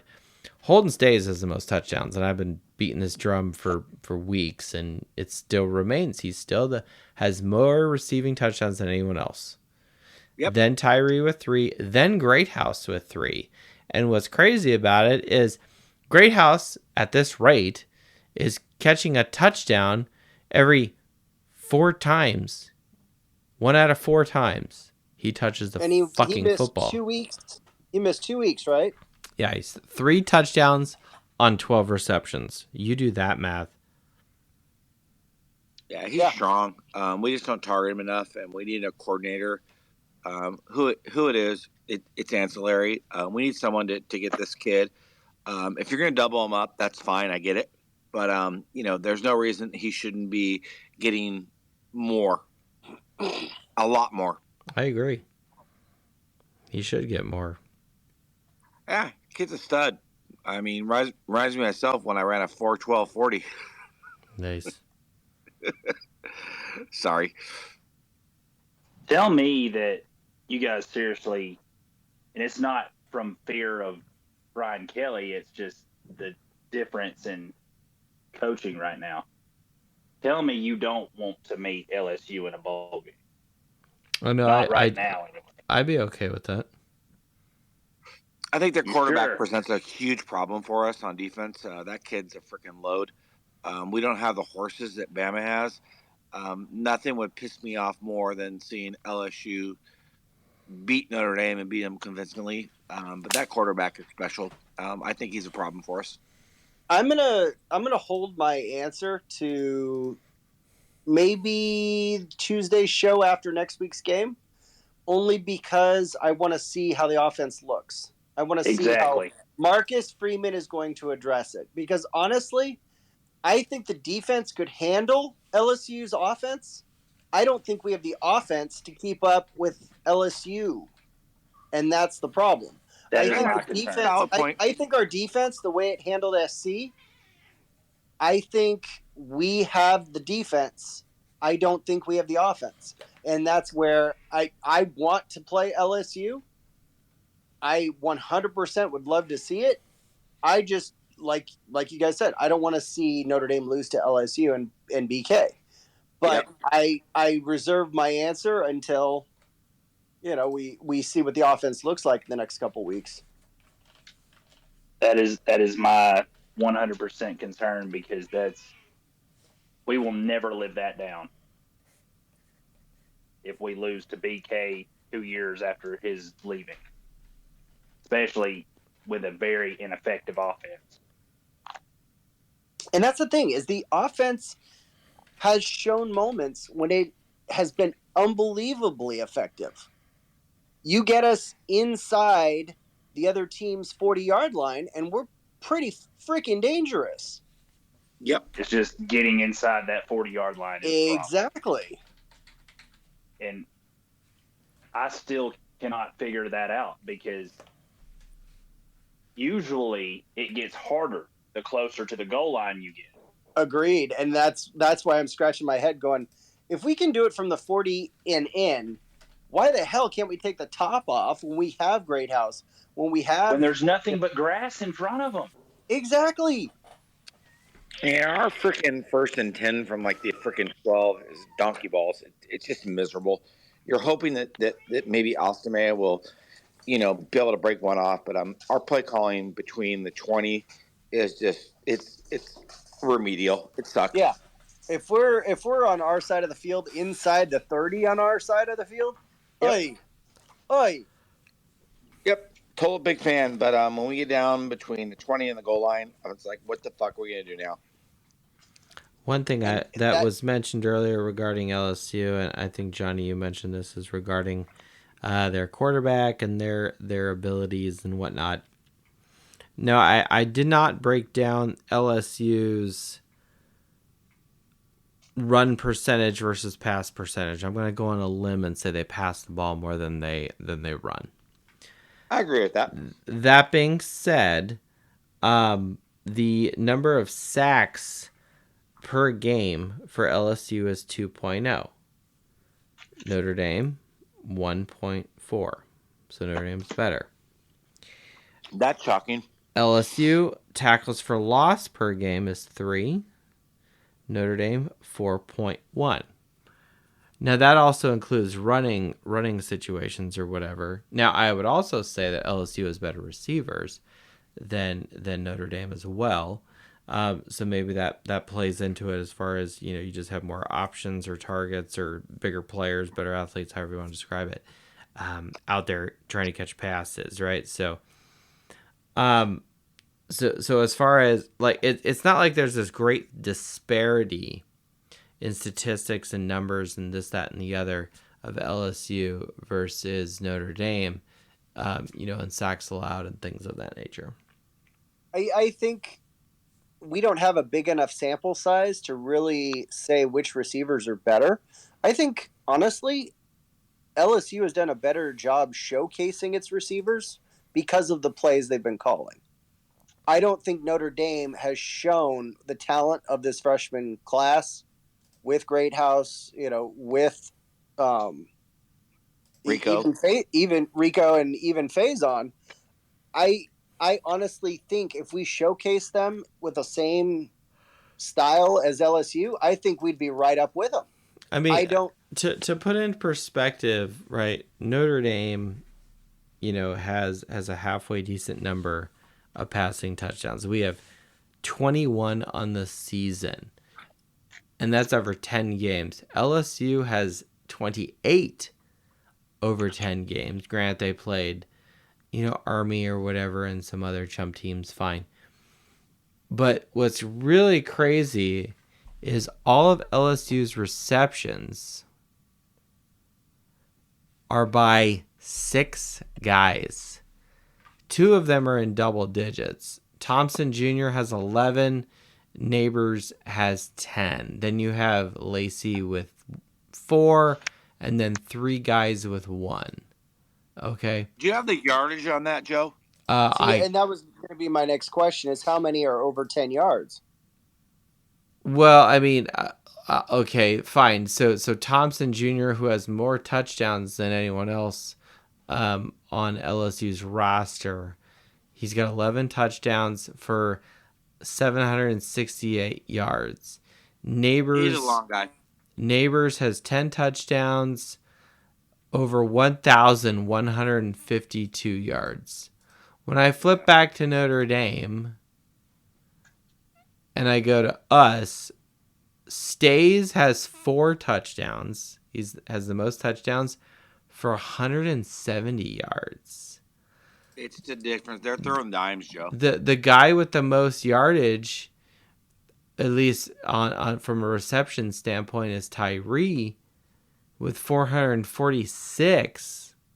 It's almost like almost like a third of what the number one guy at LSU has, but he only has 3 touchdowns. Again, a third, basically almost a fourth of what LSU has. So, but what I will say is, despite the fact that LSU has more touchdowns, Notre Dame, and this has been the way from the get-go, they have 1, 2, 3, 4, 5, 6, 7, 8.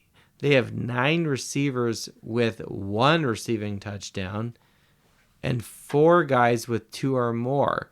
Payne has 2, Greathouse had 3, Tyree has 3, Stays has 1. That's ugly, right? So, and what that tells me is it's short yardage receptions, which then makes well, and the yards prove it, right? It's if we did the average or whatever, it's nuts. When I jump over to who has scored more touchdowns than anyone else, it's Estime. He's got 13 on the ground, and he still doesn't have 1,000 yards, which is dumb. He should have more than 1,000. It's not his fault; it's Parker's fault. But all I'm saying is you're dealing currently today with 2 different offensive systems, and the spreadsheets don't go into the details of efficiency of offensive play calling and this, that, or the other. No, it's a lot more macro than that, as far as because that's what college football is. It's all about ranking teams relative to each other, and I'm trying to mimic that, but within the Notre Dame lens. When we start breaking down specific players, specific athletes at Notre Dame versus this player or that player at an opposing team, I just don't do it. I have one thing to say. Stop throwing bubble screens. Yeah, I mean, it's fine every now and then, but it seems to just be the bread and butter, and it shouldn't be that. No, it's an old hat. It's so predictable. If you're going to be that advantageous and try to throw the ball down there, then good on you. But get something special. I don't even know if we have a tight end anymore. I haven't seen him used this year. It's disgusting. It's just fucking brutal. Oh, because the last one got injured, and I mean that's. Let's see. We had Coach Barsegian on. So Coach, you're just ripe for something new. Do you have a specific scheme or play calling or whatever, or you're just like, are you more results oriented? I'm for whatever works that the team is comfortable running for the most part. Like whatever's like, just to use, because he was the first one I mentioned, Charlie Weiss. Whatever it was Willingham was trying to do, sucked. Brady Quinn was getting sacked like every other play. Then Weiss comes in, brings in the pro style, and Brady Quinn flourishes, and all of a sudden he's a Heisman candidate. Yep. So just pick something, and if it works in practice, put it on the field. Yeah. And just see what happens. And if it fails, all right, we'll go back to the drawing board. Let's try this. Because, I mean, again, I think we said this Saturday. The season can't get any worse. Because we virtually have no offense. So it is Charlie Weiss 2007 right now for the most part. Ooh, that's rough. We cannot get any worse than this. So yeah. And I think all of us were excited, like on the first couple of weeks. I mean, Jesus Christ. I mean, Hartman looked like he was going to be Heisman, like, I mean, easy peasy. And then it stopped, and that's frustrating. They've made adjustments to our offense, but our offense hasn't made adjustments to their defense, and that's frustrating as fuck. And this was brought up Saturday as well. The whole Clemson just watched the Louisville tape and mimicked what Louisville did. And that's all Brian Kelly has to do, and he doesn't have to do anything if we meet him in a bowl game.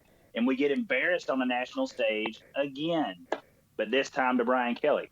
That's gonna be a hard pill to swallow. That's not. I mean, I don't. My opinion of if and there's a lot of if that has to go along with this. If Notre Dame did get matched up with LSU, number one, I do believe that the money men and the people that run the Bulls, because it is kind of corrupt, they would want that because they know it would draw 100%. A lot of TV money. Right? Look at how the rankings turned out tonight. Oh, I know. That's interesting. Exactly. We're right next to each other. That being said, I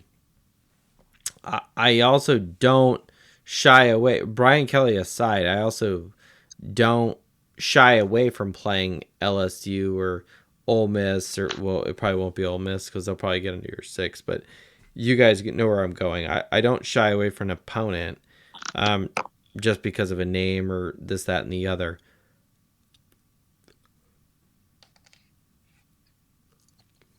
So, you guys kind of teed me up here. You're talking about the offense and it's not being very good.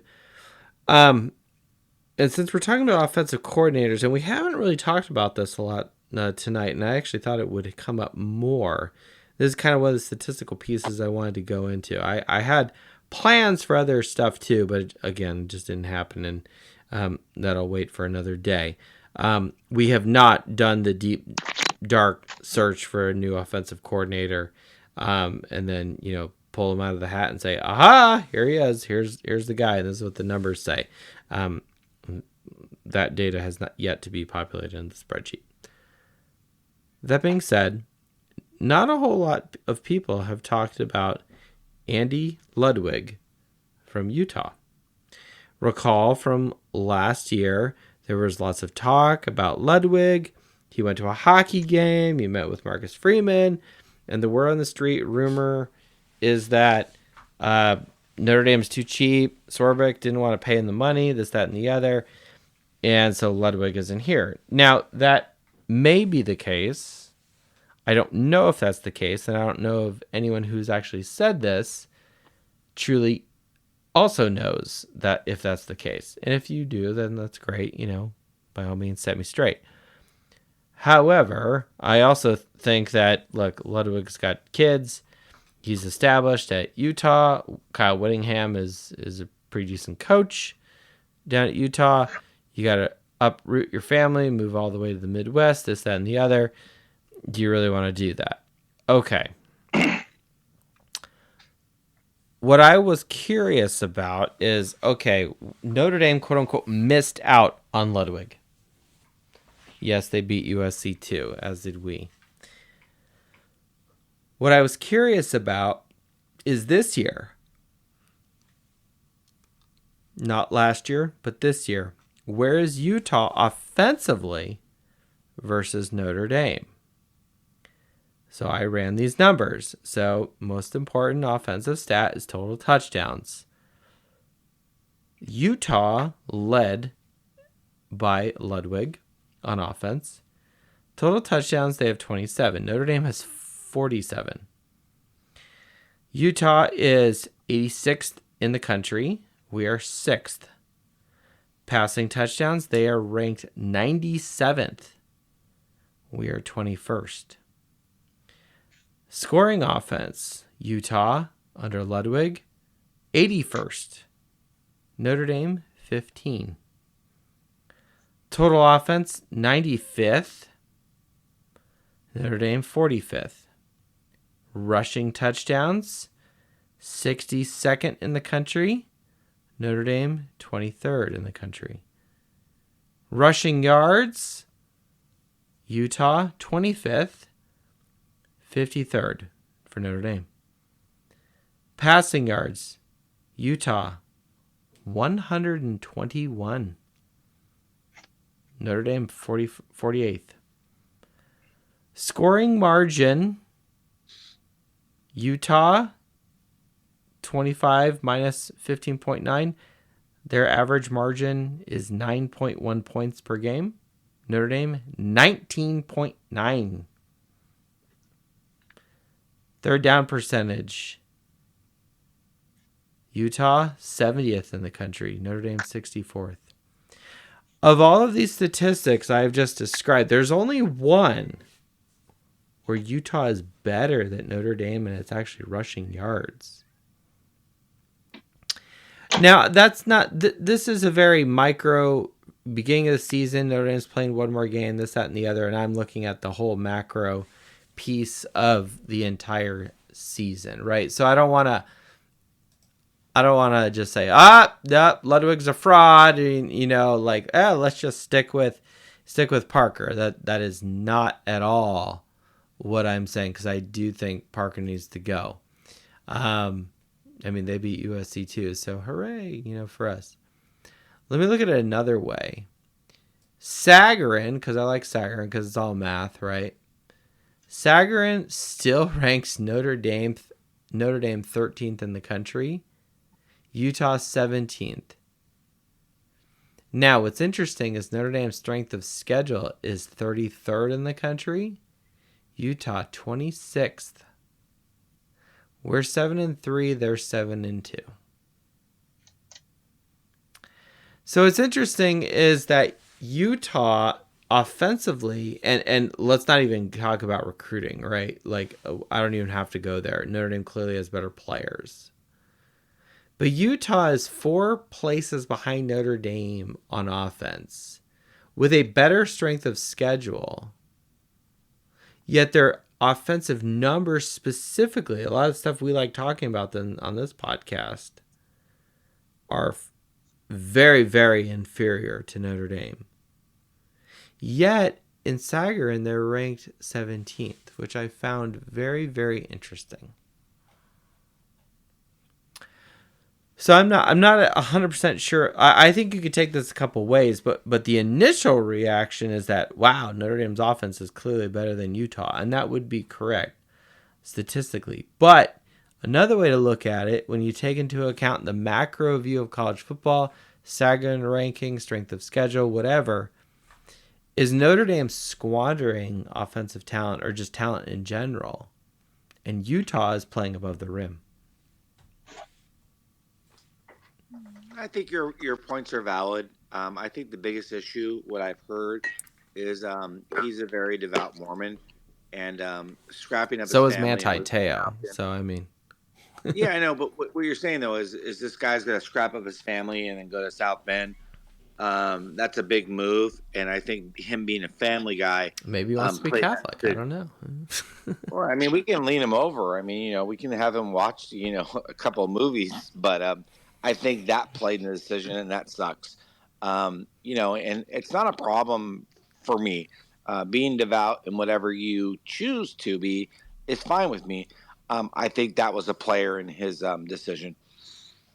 Well, I don't doubt that for a minute either. You're again, your family, you have culture, you have some of these things about, what do I really want to do? Am I happy where I am here in Utah? This, that, and the other. Look, at the end of the day, if you step away from your profession, you're a dad, you're a husband, whatever, you got to address these things. And I have 100%. I'm 100% convinced that played more into it in his family situation than money being thrown at him by Notre Dame. I think that's a very micro view of people on Twitter, people on social media, people on other podcasts who just say, Notre Dame's cheap, and they didn't want to give him money. Now, I will also say that if Notre Dame was waving, $2-3 million at him, okay, that's a little different. But does he really need that? Or is he just above the money piece again? Because, family and stability, this, that, and the other, you can't put a price tag on that. Again, I don't know. I'm not Ludwig, and I'm not in the athletic department's office. No, but I'll share with you. My sister-in-law is out in Layton. My wife and I are going there on Friday in Utah, and been there a few times. And I'll share with you guys, it's a different culture. The women have all the same haircuts. They wear the same clothes. It's very, very different, and that's not a bad thing. I mean, God bless them. I mean, if that's their devoutness, then hey, God bless you. I don't care. It's ancillary, but it's different, and I don't know how to say it otherwise. It's just freaking different. How well do they run the football, though? That's what. Yeah, I mean, I'm always saying, clearly, Utah is better at rushing yards than Notre Dame, right? So. Yeah, they know how to run the ball up the middle, whether you have a haircut or not, or the same jeans. I mean, they get it. You got to run the ball. So, I always throw it out to them, like, hey, how's your guys' option looking? Yeah, that's right. Valid points. So I had to talk about the Ludwig thing because we're talking about offensive coordinators who we could possibly get. And I think that plays in here, and the Ludwig conversation has come up in the past. Surprisingly, our crew here has been a little quiet on that.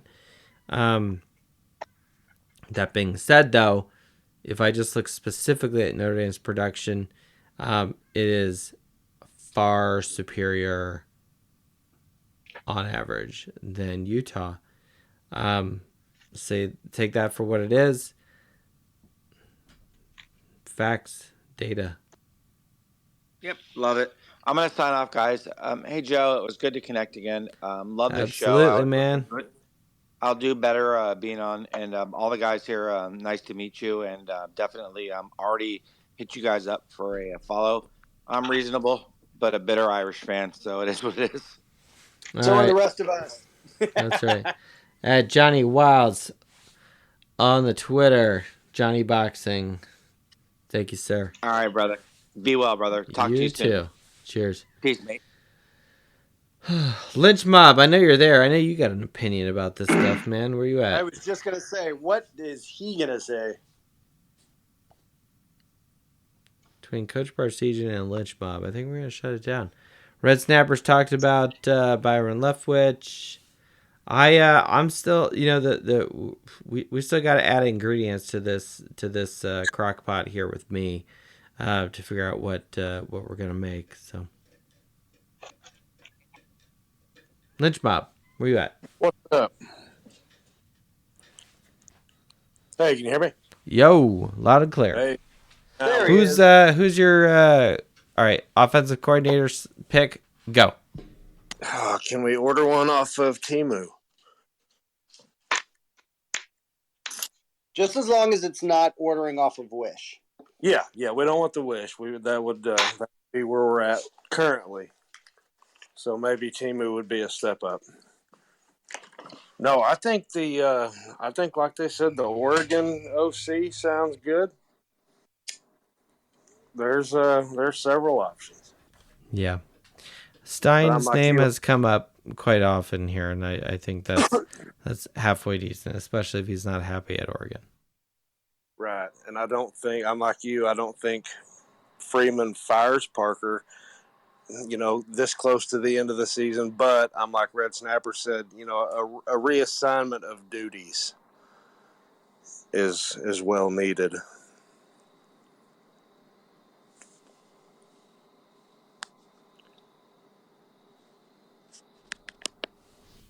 No, agreed. Like I honestly just don't see how the offense moves forward, and the fact that it was very vague from Marcus Freeman that it will be addressed.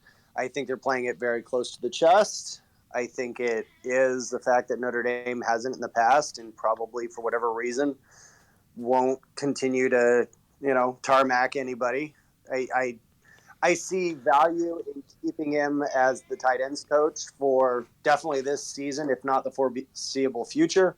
So I see a lot of positives, but the OC play calling definitely needs to change. Yes, for sure. For sure. If you could run the offensive schemes, which would you pick and how or why? It's like, I don't remember who said it, but it's something you've got to build to the strengths that you have. And like, I think it was you, it even mentioned like RPO works, but you have to have everything you need to run the RPO. And we just don't. Yep. We just do not have. It just seems like Hartman's a little too slow. I mean, to do that, you've got to have a quarterback, like you said, that is more mobile. And Hartman is mobile when he wants to be, but I don't think he's that, the Ian Book style quarterback that's just going to take off. I agree with that. And with the time, that he's got in the pocket, the offensive line has for sure regressed. It seems on, not giving him a good pocket. Yep. No doubts here. And I just, I'm like, I still RTDB.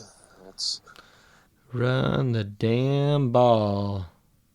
And I'm not a proponent. Like it's not that I don't like the RPO. I think it is a very viable offense. It is personnel driven, but most offensive schemes are. With the offense we have, and who knows? I mean, the offensive line troubles could be the guys are banged up, and they just, they aren't running at 100%. They don't have, every little bit of gas in the tank. So that being said, okay, we've got to eventually figure it out, but it's in-game movement. It's in-game adjustments, and those are the things that I'm sideways on because there's nothing.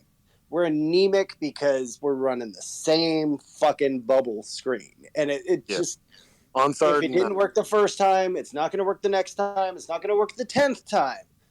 Change it the fuck up. Yeah, you can't bubble screen 4th and 1. You for sure can't do it 3rd and 9. It's not going to work. Yeah. Well, and it's to me, it's play calling at times when it makes sense, and again, if we were calling plays that made sense, we would have been much more successful on our drives, much more successful on third down, especially in this game. I mean, we were 23% on third down in this game, 36% on scoring drives. And surprisingly, Clemson was worse on scoring drives than Notre Dame at 27%, and they managed to win this football game, at least on Saturday. So very, very concerning looking at what happened in this game and what we as a football team need to get over. And Look. At the end of the day, it's really up to Marcus Freeman where we go with this. Does he want to stick with Parker? Does he believe in what he's quote unquote doing or building, this, that, and the other? I can't answer that. Is it a confidence thing? Is he not comfortable with firing someone right now? Maybe Parker just leaves on his own. Probably not. We will find out. Yeah, it'll happen this week. You know, whatever happens, I think, whether it's turning the torch over to Gino or, you know, doing whatever, I think we'll know hopefully by the end of the week. I mean today's Tuesday, we're going into Wednesday. If we haven't found out 2-3 days after the game, you know, they're clearly having coaches meetings or practice or whatever they're doing right now. If Parker's still there, I mean, for crying out loud, he's probably still going to be the OC through the remainder of the season. That's just me reading the tea leaves here right now. I don't know. Looking at the scheduling for a bye week, I would imagine, okay, Monday, everyone's off. Maybe there's a coaches meeting, meeting with the athletic director, whatever. Maybe he has Monday and Tuesday, nobody there. I think tomorrow is when we start seeing things. Who knows? But you probably won't start practice until Thursday or Friday. And that's really probably when any announcement's going to come out. It might just be private conversations Marcus Freeman's had with Parker and say, dude, relax. We'll talk about it on Thursday, whatever. So I mean, it's my hope that Freeman called Parker into his office or they met at a Starbucks. I don't give a shit where. And Marcus Freeman just sits him down and say, all right, what the fuck just happened in that game? You know, and if Coach Freeman brought up half the statistics that we talk about in this game, things that are actually, you know, effective metrics that define your football team and that, you know, effectively move the needle on where to go. Like, you can talk about scheme and the intent of plays and down and distance all you fucking want. At the end of the day, you have to produce points on the scoreboard. You have to have results. And it didn't happen. We had opportunity to present it to happen. And if Freeman doesn't pull him aside and say, what the hell is going on?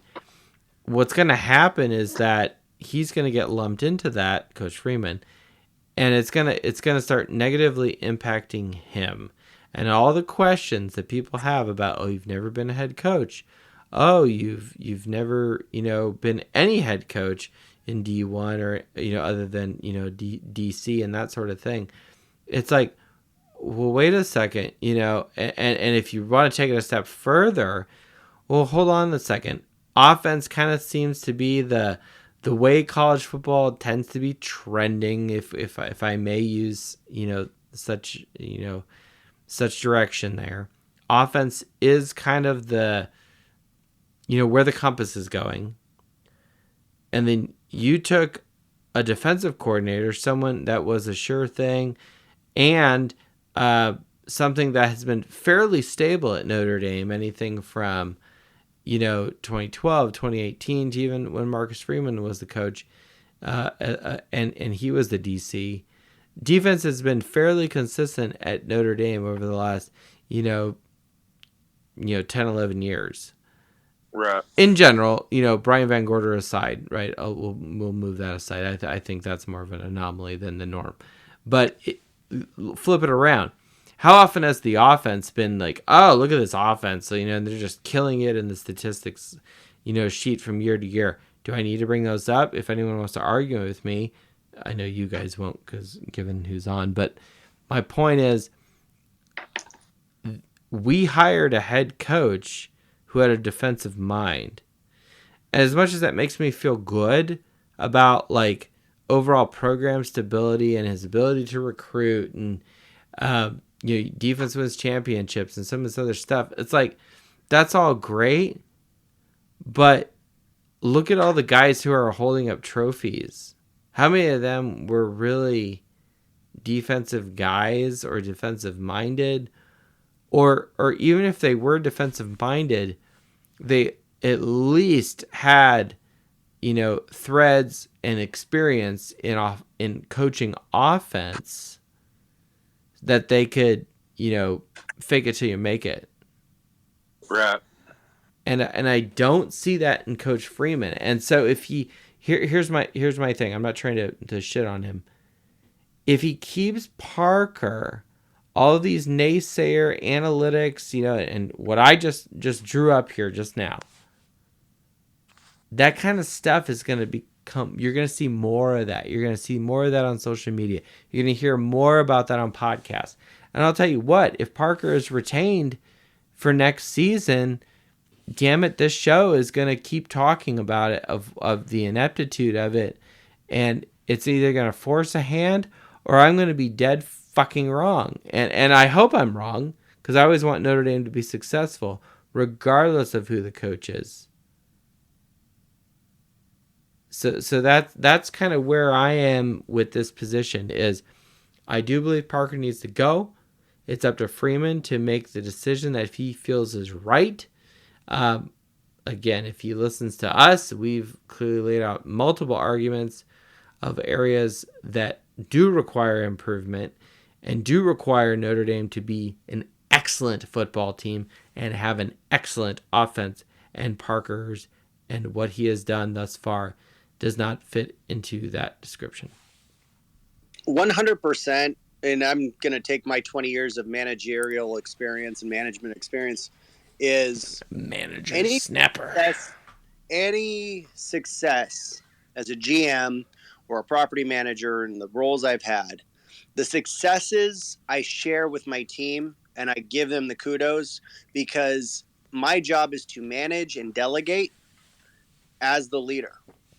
But when the shit hits the fan and things go bad, I wear that solely because I'm the one who's got the reins. I'm the one in control. So Marcus Freeman has everything to lose by not making an adjustment and nothing to win, because the winning is going to be delegated and shared with the team, the talent, the players, the coaching staff. That's all shared. But when everyone loses, who do they look to? The head coach. And yes, we're a little bit more in depth and we're looking specifically offense versus defense and play calls and schemes and everything else. But at the end of the day, who oversees all of that? Marcus Freeman. He doesn't make a change. He doesn't make a choice. That will be a mar on his reputation at Notre Dame if he is, Parker is retained. I don't see that happening. I see him making a change, hopefully. And like I said, I think Parker stays on just in a demoted role.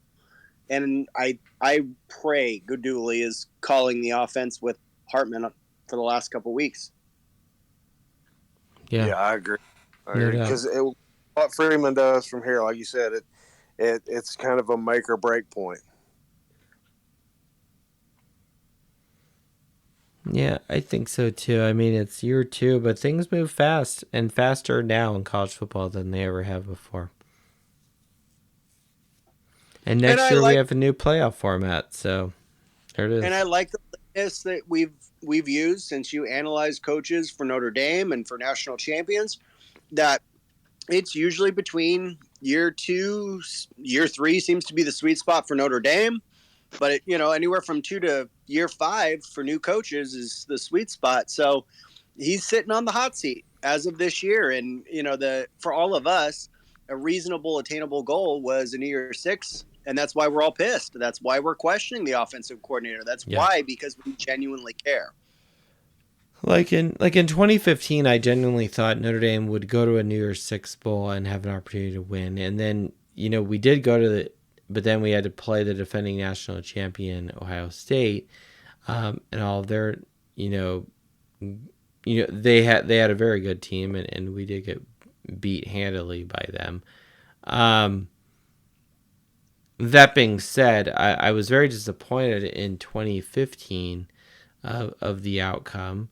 I'm clearly disappointed now this season with this outcome. Now, is the whole season a loss? No. Can we still get 10 wins? Someone like Jimmy Gallagher has talked about this on Twitter. Sure. But it won't be a New Year's Six. It'll be like a Pinstripe Bowl or a Pop Tarts Bowl or this, that, or the other. It won't be one of the major bowl games. And look, it's just a name. It's just a bowl. Does it quote unquote mean anything? No, but it does to me, because historically those 6 bowls have meant something on the grand scale on the landscape that is college football. Whether or not it actually means anything per se, it's like getting to the Elite Eight and losing. It's like, well, you made the Elite Eight. Regardless, I am optimistic for Notre Dame going forward, and I would always prefer that they have hard lessons learned now, and that we go out and blow the doors off of every fucking team we play going forward. And that's all I got. Amen. Well, look, men, it's really late. It's midnight. It is now Wednesday. Thank you, everyone, for joining us. Any last thoughts? Any last coaches we missed? The names that seem to be dominating the conversation are Ryan Grubb out of UW, Will Stein out of Oregon, Byron Leftwich from the NFL, and Charlie Jr. from Ole Miss. Some of our Facebook people on the Dos Leprechauns channel have had some similar comments, and a few other wild grab bag ones as well. So, we'll see where this goes. At this point, we haven't heard anything specifically. I do not believe that Parker will be fired mid-season, possibly before the bowl game. We'll find out. But that may just be a function of the coaching carousel, which happens at the end of the regular season, prior to the bowl games, or even after the bowl game. But I do not think we will hear anything before Stanford. At this point, I think Parker is with us, not because I like it, just because I think that is the route that Marcus Freeman is going, as far as tactfulness and this, that, and the other. Some of this image conscientious stuff, which I'm more like Lisa or the USC Trojans. Just rip the Band-Aid off, get this fucker out of here.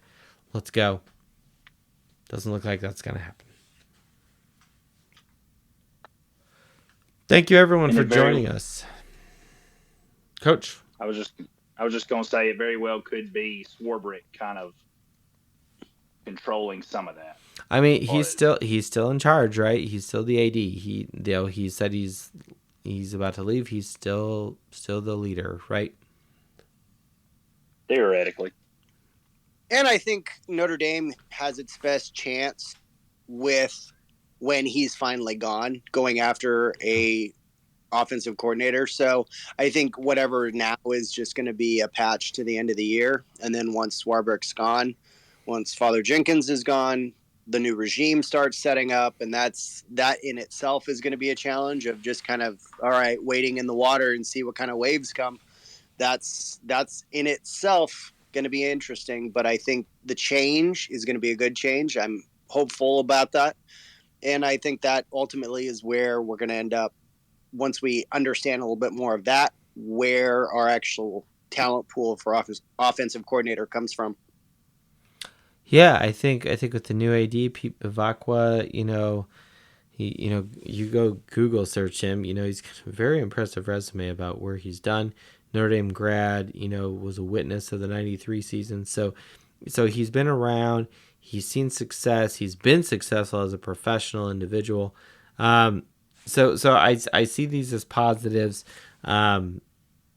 Yes, he's a lawyer, so maybe he's got some lawyer speak, just like Swarbrick. But look, we've got a new regime coming in, new leadership, and all I can do is try to be optimistic that we will find the right guys that fit Notre Dame, but also can be results oriented on the football field as well. That's all I got. Thank you, everyone, for joining the Fighting Irish Faithful show on the Twitter, Volume 112, Episode 26 of Season 4. Really appreciate everybody for making us part of your day about this bye week. Obviously, we will not be doing a show this weekend considering that Notre Dame isn't playing. But we'll be back on Tuesday next week. Same bat time, same bat channel. I wish I had the Batman themes queued up, but I don't. So here where we go. Thank you. Good night, and go Irish.